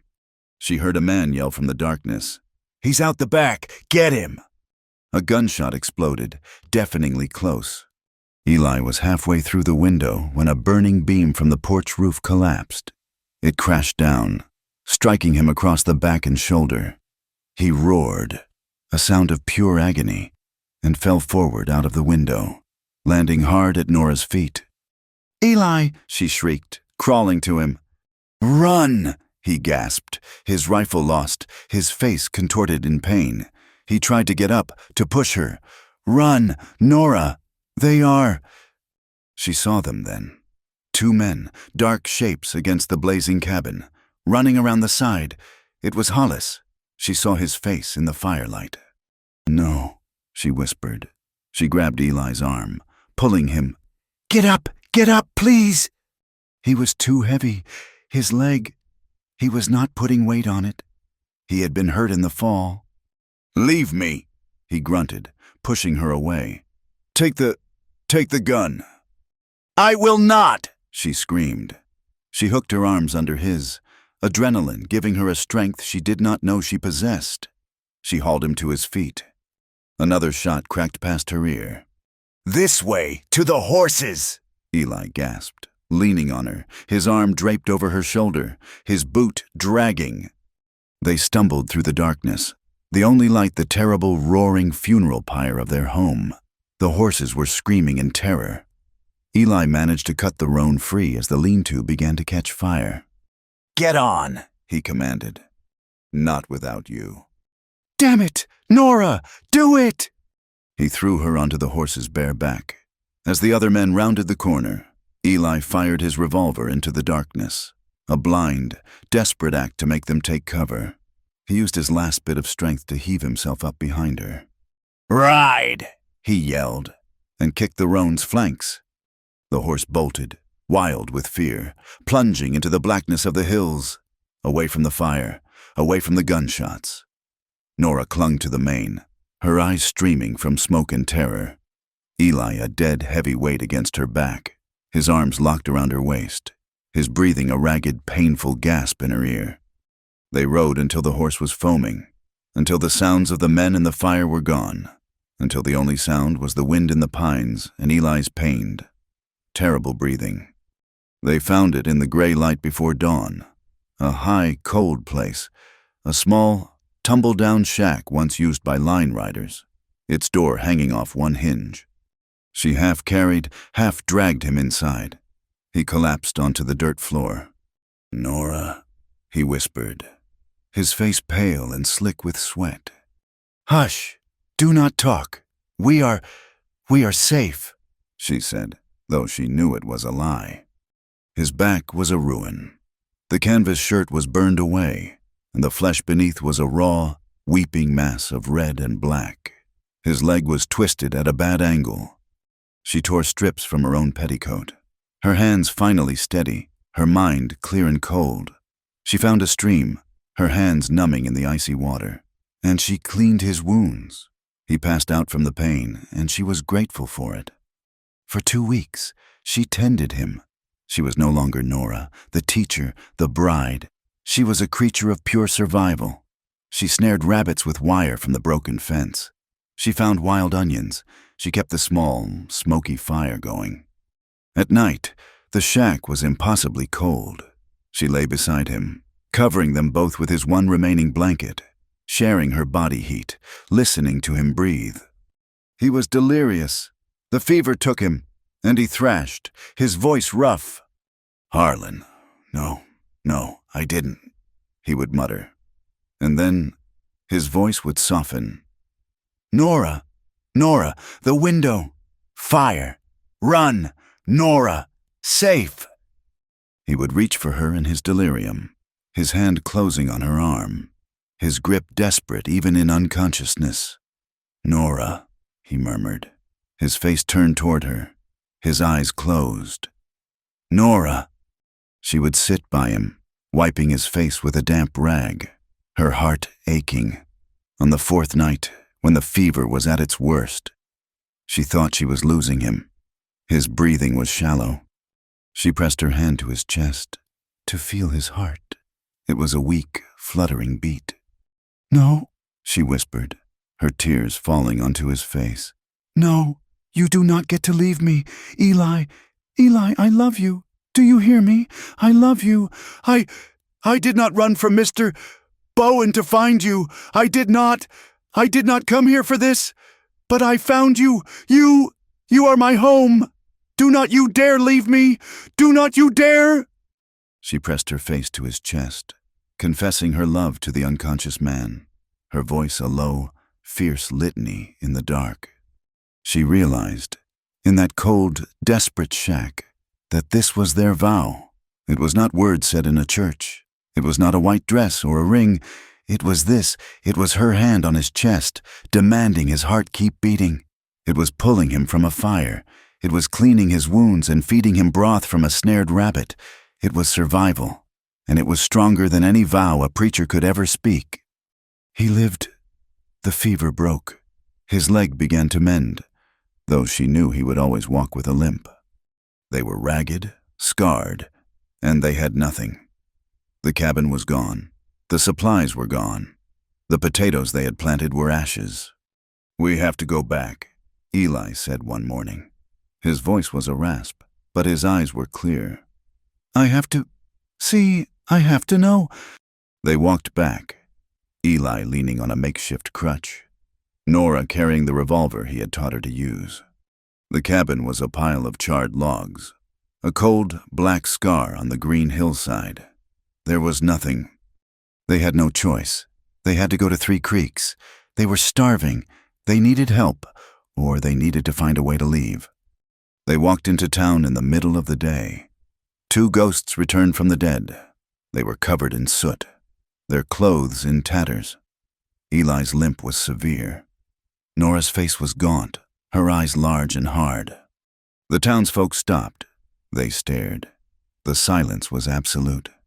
Eli and Nora walked past the saloon, past the mercantile, toward the only place they could think of, the sheriff's office. And then Nora saw it. She stopped dead, her hand flying to her mouth. On the wall of the sheriff's office, nailed to the wood, was a piece of paper. It was new. Wanted. There was a crude drawing of Eli, the scar prominently featured, for the murder of Harlan Pike. And beneath it, $1,000. Dead or alive. At the very bottom, in a bold, dark script, was the signature. Cyrus Pike, Three Creeks, Wyoming Territory. The wanted poster was a new, raw wound. It was a lie, printed in bold black ink, turning Eli's self-defense into a murder and his freedom into a $1,000 bounty. Nora stared at it, her hand still at her mouth, the world narrowing to that crude, scarred drawing of Eli's face. She felt the eyes of the town on them. The whispers started, no longer just curious, but greedy. $1,000. It was a fortune. It was enough to make any man a hunter. Eli, the sheriff said, stepping out of his office. He was an older man, Silas Croft, his face a web of sun cracks, his badge tarnished. He looked at Eli, then at the poster, then at the ground. He looked like a man trapped. You best come inside, both of you." As he spoke, a new rider trotted down the muddy street. He was not from Three Creeks. He was dressed in a long, oiled duster, despite the mild spring air. He had 2 pistols, butt forward, in holsters tied to his thighs. He was lean, his face shadowed by a low-brimmed hat, and his eyes, when he looked at them, were cold and flat. He rode a fine, powerful-looking black horse. He looked at the poster, then at Eli, and a slow, assessing smile touched his lips. He dismounted, his spurs jingling, and tied his horse to the rail.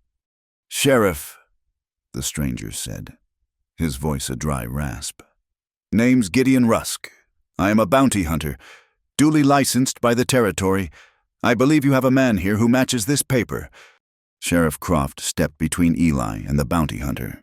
"Now, Mr. Rusk, this is a local matter. This poster, it is new, and it is signed by Cyrus Pike, not by a judge." "The paper's legal," Rusk said, his eyes never leaving Eli. $1,000, dead or alive. Makes no difference to me. I prefer alive, less heavy." "Eli," Nora whispered, her voice shaking, pulling on his arm. "Please." "Sheriff," Eli said, his voice ragged but clear, ignoring Rusk. "My cabin was burned. We were attacked by Hollis McRae and others." I heard rumors," Croft said, his eyes shifting nervously. "No proof." "Proof?" Nora cried, her voice high and tight. "Look at us! Look at him! He was burned! We have nothing." "That ain't my concern, ma'am," Rusk interjected, stepping onto the boardwalk. "My concern is him." He pointed a gloved finger at Eli. "You coming with me, killer? Or do we do this the hard way?" "You are not taking him," Nora said, stepping in front of Eli. Rusk laughed, a short, barking sound. "Well, ain't you a little bit of, what did they call you? Dead man's bride. Was it? You backing another loser?" Before Eli could move, Hollis McRae came swaggering out of the saloon, his face lit with triumph. That's him, Mr. Rusk. That's Turner, and I know where he's been hiding. That old line shack up in the high hills, the one that burned, that was just his first. His real hideout is up in the pines. I can guide you. For a share, of course." Rusk looked at Hollis with open contempt, then back at Eli. "Your friends are turning on you, killer." "He's no friend," Eli growled, his hand moving near his hip. "Eli, no!" Nora cried, grabbing his arm. "Sheriff," Eli said, his voice deadly quiet, "I am not going with this man. The poster is a lie. I am going to prove it. You have until sundown. Then I am settling this." "That sounds like a threat, boy," Rusk said, his hand hovering over his pistol. "It is a promise," Eli said. He looked at the sheriff. "Sundown."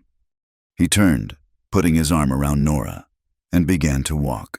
It was a terrible, slow procession. Eli, with his pronounced, dragging limp. Nora, in her soot-stained, torn dress, her face fierce. They walked down the center of the street, the mud sucking at their boots, a $1,000 target. Rusk watched them go, his hand on his gun. "Why'd you let him go?" Hollis demanded, his voice a whine. "We could have." "He ain't going far," Rusk said, a cold smile on his face. He looked at Hollis. "Show me where this shack is. We'll pay him a visit, after dark.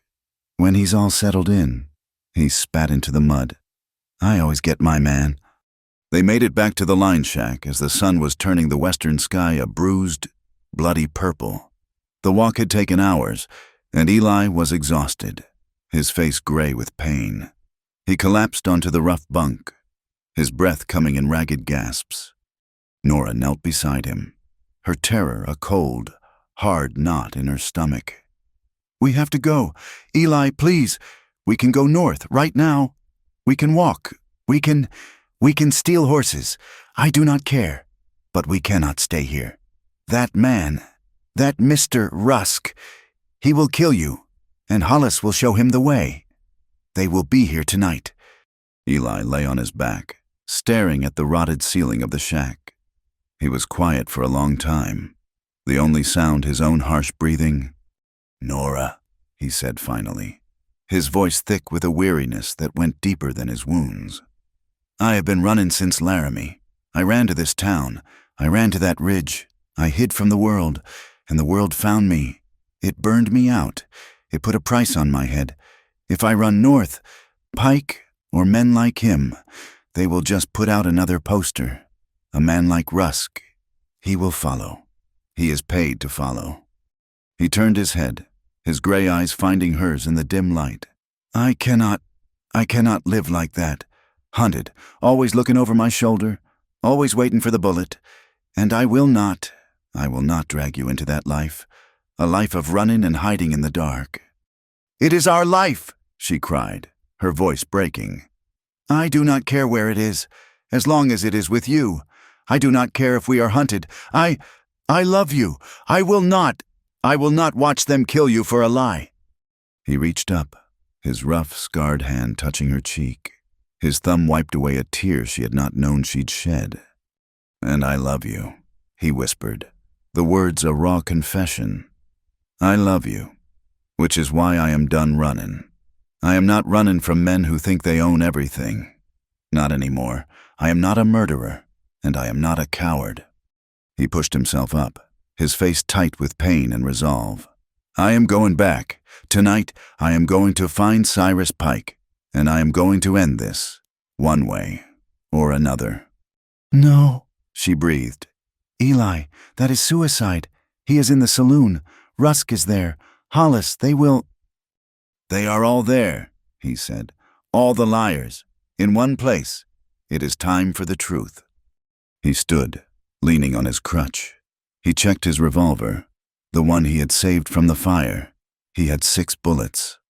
Nora looked at him, at his limping, battered body, his fierce, resolved eyes. He was going to his death, and she could not stop him. Then I am going with you," she said, her voice shaking but hard. No, Nora, you are staying here. You are. I am going with you, she insisted, her voice rising. You taught me. You taught me not to run. You taught me to stand. You gave me this. She pointed to the smaller revolver. Her revolver, which she had carried back from the cabin ruins, tucked in her waistband. I will stand with you. If they do this, they will not do it to you alone. He looked at her, at the small, fierce woman covered in soot, and he saw a strength that matched his own. He saw the woman from the stagecoach, the woman who had survived humiliation and starvation and fire. He saw the woman who had confessed her love to him while he was dying. He nodded, a single, grim movement. All right, but you stay back, you stay safe. I will stay with you, she corrected. They did not wait for Rusk to come to them. They went to him. The walk back to Three Creeks in the dark was a nightmare. Every shadow was a threat. Every rustle of the wind was a footfall. Eli leaned on Nora, his crutch abandoned, his arm over her shoulder. They moved as one wounded, desperate creature. When they reached the edge of town, the saloon was a block of yellow, raucous light in the oppressive dark. It was loud, the sound of a piano and drunken laughter spilling out into the street. It was the sound of a town celebrating his death warrant. Cyrus Pike will be at the back table, Eli murmured, his voice low. He will be with Rusk. What are you going to do? Nora whispered, her hand on the cold butt of her revolver.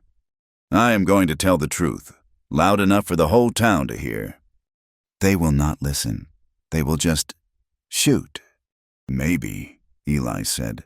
He stopped, turning to her in the darkness. Nora, if it goes bad, you run. You do not look back. You head north. You just run. I told you, she said, her voice a steel rod. I am not leaving you. He kissed her. It was not the gentle, hesitant kiss of the barn. It was a hard, desperate kiss, a kiss of goodbye and of defiance. It tasted of ash and fear, and a love that was stronger than either. I love you, he breathed against her lips. I love you, she answered. He pushed open the swinging doors of the saloon. The room, so full of noise, fell instantly, deathly silent. The piano player's hands froze. Men turned, their drinks halfway to their lips. Cyrus Pike was exactly where Eli said he would be. He was at a large table in the back, a bottle of whiskey in front of him. With him sat Gideon Rusk, the bounty hunter, and a sneering, triumphant Hollis McRae. The entire town was there, packed along the bar. At the small tables, they were all watching. Eli, with Nora at his side, limped into the center of the room. He was a terrible sight. His clothes were burned, his face gaunt, his leg dragging. But his eyes were clear, and they were burning. Pike, Eli said, his voice carrying to every corner of the silent room. Cyrus Pike leaned back in his chair, a cruel smile playing on his lips. He was a large man, soft in a way his brother had not been, but his eyes were the same, cold and possessive. Well, well, Cyrus said, his voice a mocking drawl. The murderer returns to the scene, saves Mr. Rusk the trouble of hunting him down, and he brings the little bride. How sweet. I am not a murderer, Eli said, his voice loud and clear. The whole room was listening. I killed your brother, Harlan, yes, but it was self-defense, and you know it. I know no such thing. Cyrus sneered. I know you were a thief. He caught you, and you shot him in the back. That is a lie, Eli said. Is it? It is your word against a dead man's, and $1,000. That poster says I am right. It says you are a killer, and it says Mr. Rusk here is going to get very rich. Rusk said nothing. He just watched, his hand resting on the table, near his gun. He was a patient man. He was letting Pike do the work. "It is not just my word," Eli said. He reached into the pocket of his burned shirt. His hand was steady. He pulled out a piece of paper. It was folded, scorched black at the edges, the paper itself warped and browned by heat. What is that?" Nora whispered. She had not seen this. "When we went back to the cabin," Eli said, his voice still loud, directed at the entire room. We were looking through the ashes. For anything. I had an iron box. For my papers from Laramie. The fire, it warped it, but it did not destroy everything. This was inside." He unfolded the paper. "This," Eli said, "is a letter from a man named Jedediah Stone, another hand who worked for Pike. He saw what Harlan did. He saw him draw first. He wrote it all down. He was afraid of you, Pike, afraid you would come after him. So he gave this to me. He said, 'If anything happens, this is the truth.'" Cyrus Pike's smile faltered. His face went pale. "Jed Stone," he wrote out. "He is in Oregon now, but his words are right here." Eli said. He held up the paper. "He signed it. Harlan Pike drew on Eli Turner with intent to kill. Turner fired in self-defense. I saw it with my own eyes. Signed, Jedediah Stone." A murmur went through the crowd. Men turned to look at Pike. That is a forgery," Cyrus sputtered, his face flushing red. "A lie. He wrote it himself." "The sheriff," Eli said, turning his gaze to Croft, who stood by the bar. "He knows Jed Stone's hand. He signed his pay drafts. He will know." Eli started to limp toward the bar, to give the paper to the sheriff. "Give me that!" Cyrus Pike roared. He lunged from his chair, faster than a man his size should move. He snatched the letter from Eli's hand. "No!" Eli yelled. Cyrus looked at it, his eyes wide with fury and recognition. It was real. "Lies!" he screamed, and he ripped the paper in half, and again he threw the pieces to the floor. "It is lies, all of it." "No," Nora breathed. "The proof. It was gone." "Now," Cyrus snarled, his face a mask of rage. "It is just your word, and you are a dead man." He reached for his gun. He was fast, but he was not a man who lived by the gun. He was a man who paid others. Eli was faster. He had never let go of his revolver. He fired. The explosion was deafening in the small, packed room. It was a single shot. Cyrus Pike staggered back, his hand clutching his chest, a look of profound, stupid surprise on his face. He looked down at the red stain spreading across his white shirt. He looked up at Eli. Then he fell, crashing backward over his chair, dead before he hit the floor. The silence that followed was absolute. It was a ringing, profound vacuum.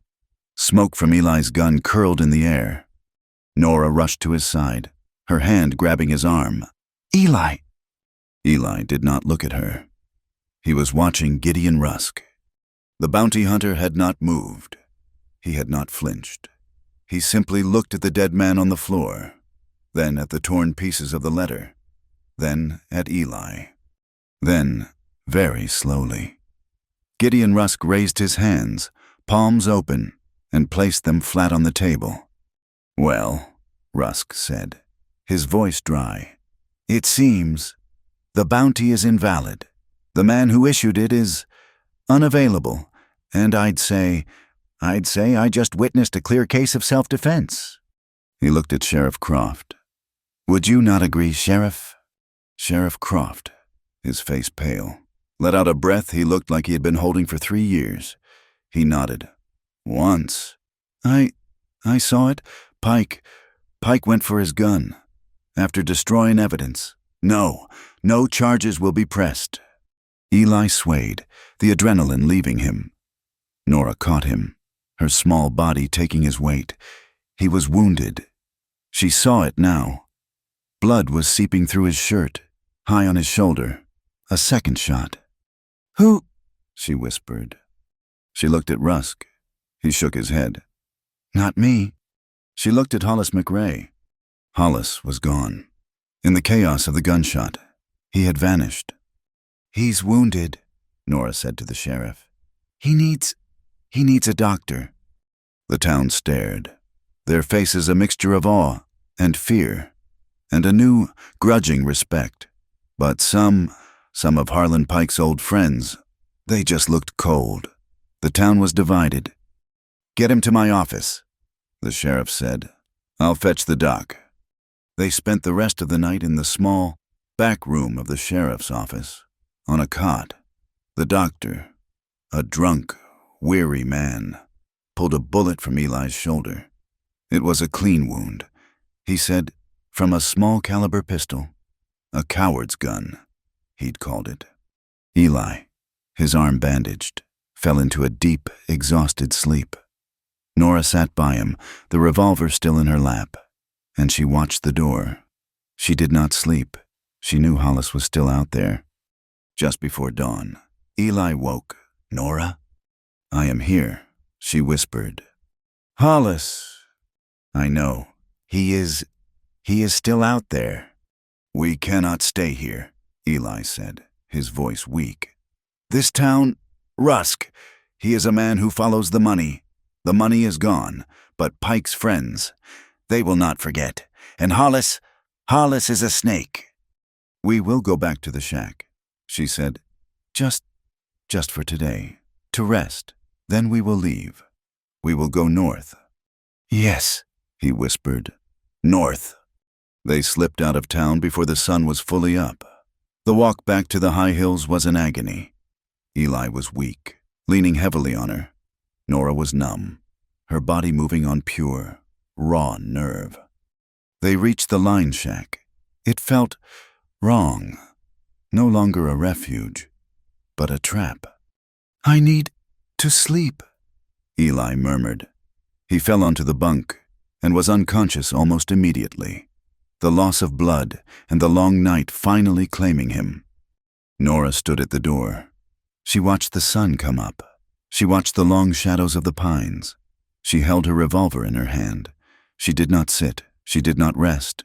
She waited. He came in the late afternoon. She heard him first, a horse moving too quietly, a man trying to be silent. She saw him through a crack in the rotted wall. Hollis McRae.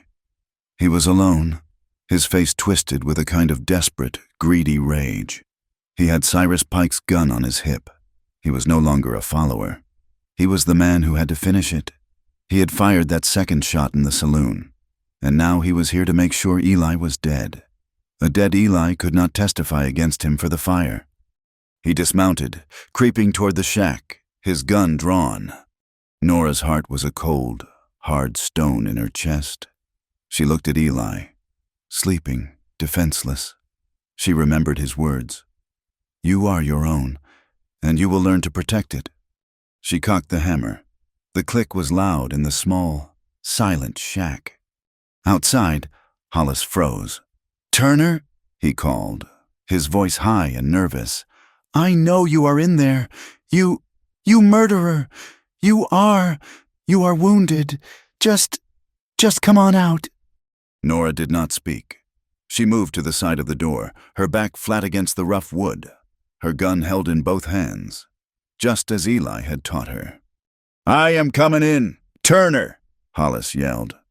The door, hanging on one hinge, was kicked open. It crashed against the inside wall. Hollis stood in the doorway, a black silhouette against the bright afternoon light. He was blinded, his eyes trying to adjust to the dim interior. He saw Eli on the bunk. There you are, he sneered, and he raised his pistol. Nora stepped out from the shadows. No, she said. Hollis spun, his eyes wide with shock. He had forgotten about her. He tried to swing his gun around. Nora fired. The sound was a single, flat crack. It was not like Eli's gun. It was smaller, but it was just as final. Hollis grabbed his chest. He looked down, at his hand. He looked at her. His mouth opened. but no sound came out.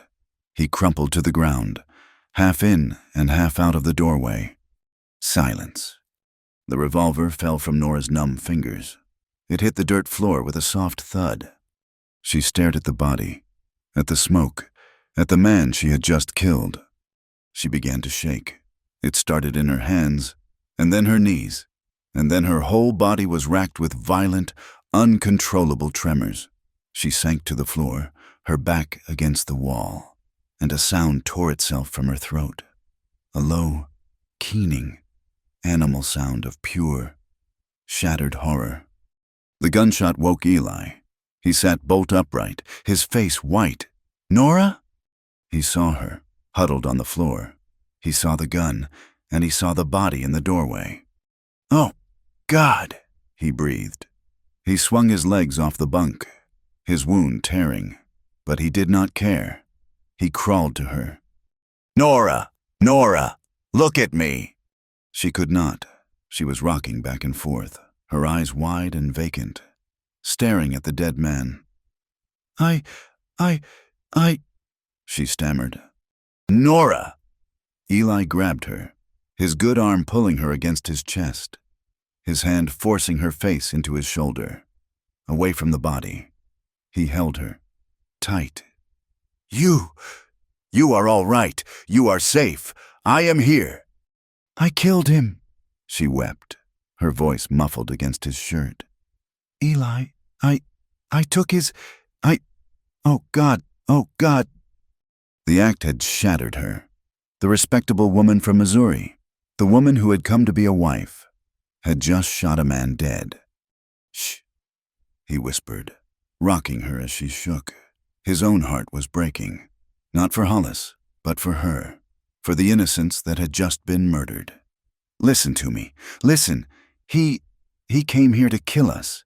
He came here to kill me, in my sleep. And then he would have... Nora, listen." He held her face between his hands. You did not murder.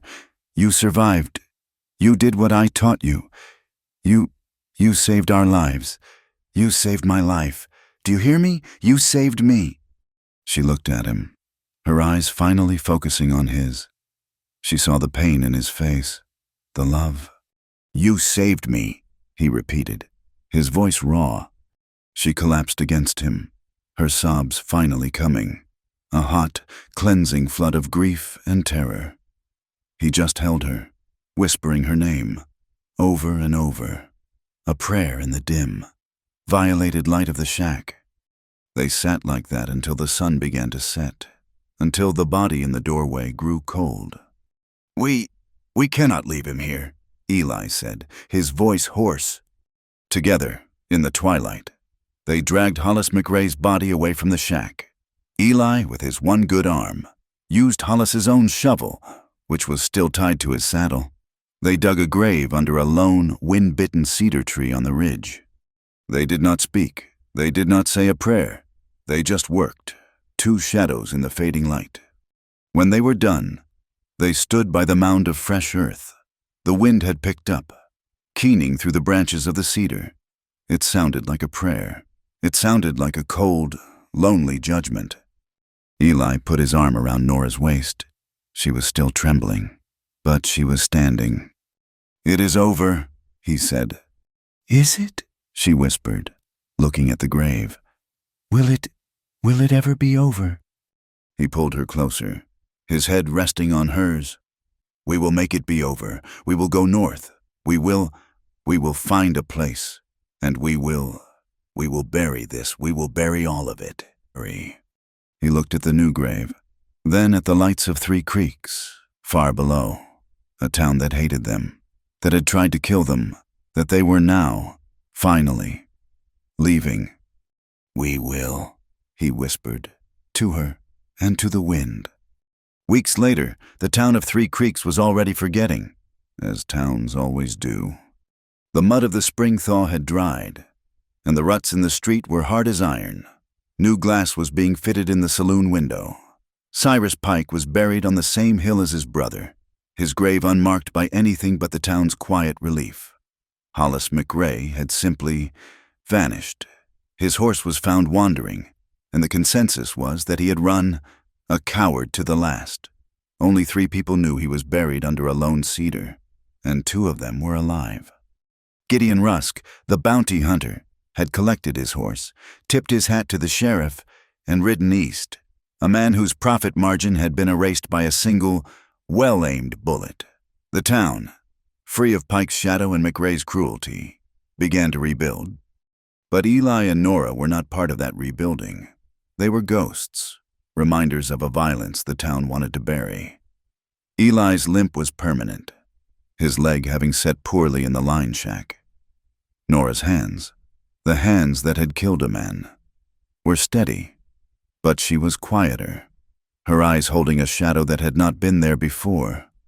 They stayed in the small, clean room behind the sheriff's office. Sheriff Croft, a man secretly grateful, had declared the burning of Eli's cabin the work of unknown vagrants, and officially closed the case. "The land is still yours, Eli," Croft said one morning, over coffee. "The deed is filed. What will you do?" Eli looked at Nora. She was staring out the window, at the street, at the people who still crossed to the other side to avoid walking past the sheriff's office. There was no life for them here. "We are leaving," Eli said. "Where to?" "West," Eli said, his voice quiet. "Snake River country, a place where a name does not follow a man. It is a hard ride, especially—" Croft nodded at Eli's leg.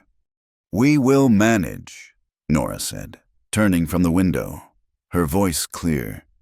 They sold the land, the burned patch on the ridge, the small pasture, the rights to the spring. A speculator, hearing Pike was dead, offered $50. Eli took it. It was enough for a sturdy pack mule, a sack of flour, beans, coffee, and ammunition. It was enough to get them away. They left 2 days later, just as the sun was touching the plains. There was no one to see them off, just Sheriff Croft, who handed Eli a heavy, wool-lined coat. "Winter comes early up there," he said gruffly. "Thank you, Sheriff," Eli said. Nora, mounted on the roan horse, looked back at the town of 3 Creeks.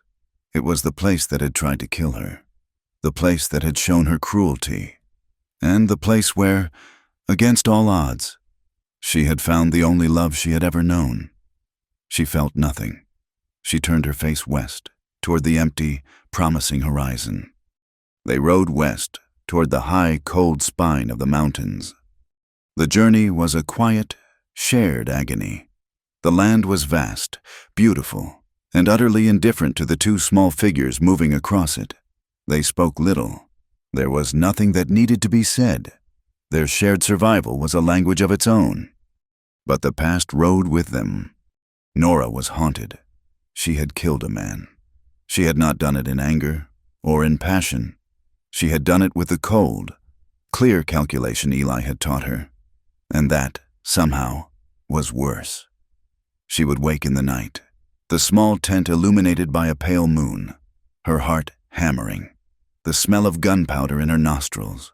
She would see Hollis's face, the sudden, stupid shock in his eyes as he fell. Eli would be awake. He would be sitting up, his bad leg stretched out, his rifle across his lap. He would just reach out his hand in the dark, his rough, scarred fingers finding hers. It was me or him," she would whisper, a desperate confession to the darkness.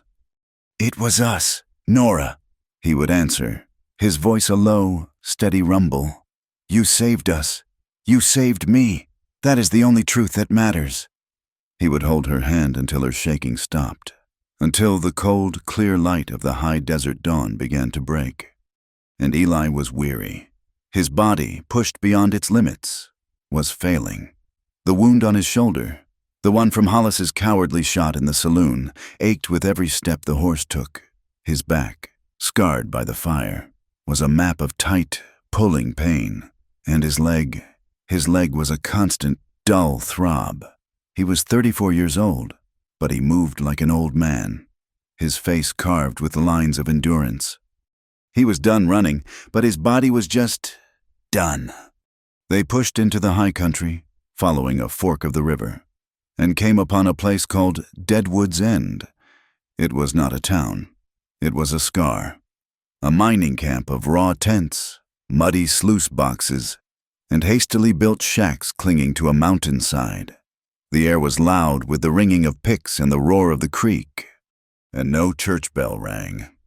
There was no preacher here, no respectable ladies to cast judgment. There were only weary men, chasing a dream in the dirt, and a few hard-faced women who ran the cook tents. They were invisible, and for 2 weeks they rested. Nora took in mending and washing for the miners, her fine stitches a curiosity.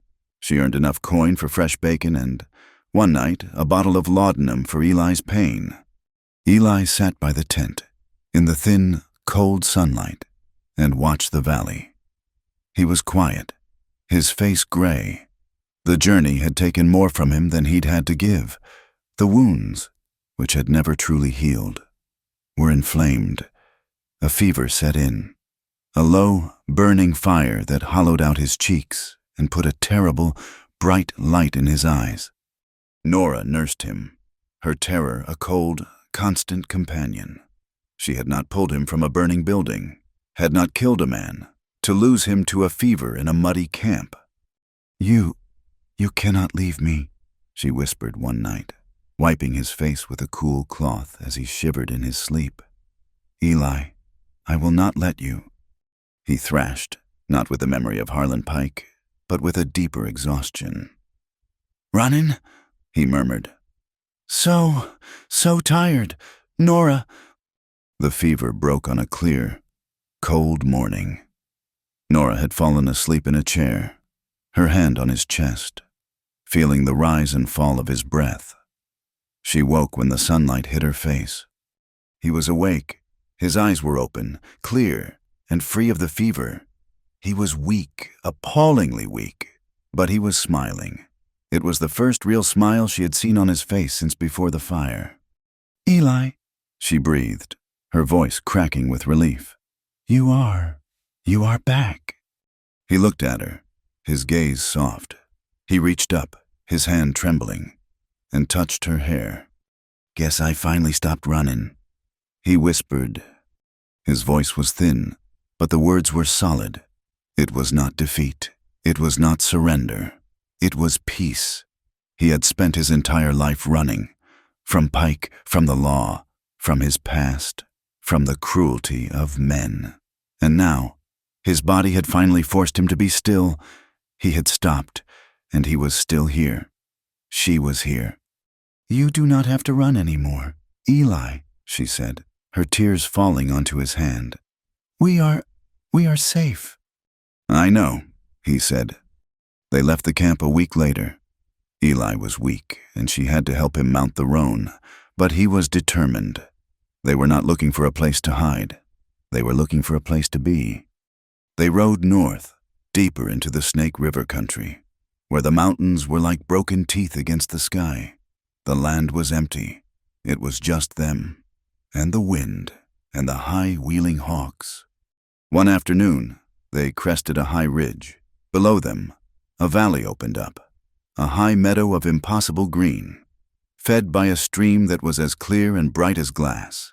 Wildflowers, blue and yellow, and a deep, defiant red, covered the slopes. In the distance, the great, snow-capped peak stood guard. Eli reined in his horse. He just stared. "It is beautiful," Nora whispered. "We stop here," Eli said. His voice was quiet, but it was final. "This is it." He built her a home. It was his last great act of will. He was a dying man, his strength a guttering candle, but he would not rest. He was building her a shelter, a fortress of peace. He chose a spot on a small rise, overlooking the valley, sheltered by a stand of tall pines. He felled the trees himself. She would hear the thwack of his axe, a slow, pained, but relentless rhythm. He would work for an hour, and then have to sit, his face pale, his breath ragged, until the strength returned. Nora worked beside him. She learned to notch the logs. She mixed the mud and straw for the chinking, her hands raw and caked. It was not a cabin built of hurried fear. Like the line shack, it was built with love and with a terrible unspoken urgency. They worked through the long, warm days of summer. The cabin rose, log by log. It was small, just one room, with a strong porch facing the valley. He built a fireplace of river stone. His hands, once so scarred and hard, now slow and careful. It was their marriage. It was their vow, written in stone and wood. By the time the first aspen leaves began to turn yellow, it was finished. He built her a sturdy table, 2 chairs, and a bed frame, wide enough for 2. The first night they slept in it. A cold snap had hit the mountains. He built a fire in the hearth. The blanket that had once separated them was now folded on their shared bed. They lay together, his arm around her, her head on his chest, listening to the wind in the pines. It was not the howl of 3 creeks. It was a peaceful, rushing sound, like the ocean. It is a good home, Nora," he whispered into her hair. "It is a perfect home, Eli," she said. The autumn was long and gentle. They truly lived. Nora planted a small, late-season garden, and the cold weather greens took root. Eli taught her to track, to read the signs of the deer that came to the stream. His limp was severe now, and he rarely went far. Most days, he sat on the porch, his rifle across his lap, and just watched. He watched the valley. He watched the hawks. He watched her. He was at peace. The lines of pain on his face had softened. The hunted look was gone from his eyes. He was no longer Eli Turner, the jailbird, the killer. He was just Eli, Nora's husband. One evening, the sun was setting. The entire valley was bathed in a light that was the color of gold and honey and deep, gentle rose. It was not the angry, smoky red of that first night in Wyoming. It was a blessing. Nora sat on the porch, bundled in his coat, a small leather journal open on her lap. She had been writing her final letter, the last page of her journal. Eli sat beside her, his hand resting on the arm of his chair. He was weaker now. The building of the cabin had taken the last of his strength, but his eyes were clear. She wrote, "My dearest husband, the wind is cold, but the fire is warm. I am looking at the valley, and I do not think I have ever seen such a color. I am happy. I am a long way from the woman who stepped off that stagecoach. She was so full of fear. She was so full of rules. She thought she knew what a life was. She knew nothing. They called me the dead man's bride. They called me leftovers. They did not know. I was not waiting for Thomas Leary. I was waiting for you. I just did not know it. We have a good home. Our garden is strong. I am not afraid of the winter. I am not afraid of anything. You taught me how to stand. You taught me that love is not a pretty word. It is a shelter. It is a warm fire. It is your hand in mine, in the dark. I am not unwanted, and I am not alone." As she finished the line, his hand, his scarred, familiar hand, moved from the arm of his chair and covered hers. It was warm. She stopped writing. She looked at him. He was smiling at her, a smile of such profound, quiet love that it took her breath away. The scar on his cheek was just a part of him, like his eyes. He looked at her, and all the weariness, all the pain, all the running, it just smoothed away from his face. He was resting.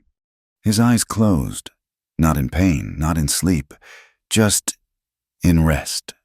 His hand was still on hers, but the warmth was beginning to fade. A cold, sharp panic seized her. "Eli?" she whispered. His breath, which had been a quiet rhythm beside her, was gone. "No," she breathed. No, Eli. She gripped his hand. Say that again, She whispered, her voice a desperate, broken plea. Say my name. Say you love me. Say it again. His lips parted, a last gentle breath. Nora. It was not a word, it was just air. It was a sigh, and it was his last. He was gone. She sat there, her hand in his, as the last of the golden light faded from the valley and the stars came out, cold and bright in the black sky. She did not weep. She just held his hand, anchoring him to the earth for as long as she could. The story ends, but it does not. It ends with Nora. A year later, it is spring, and the high meadow is exploding with wildflowers. She is alone. She is tending the garden, her hands stained with the dark, rich earth. The grave, marked by a simple wooden cross Eli himself had carved just in case, is on the rise, overlooking the valley he had loved.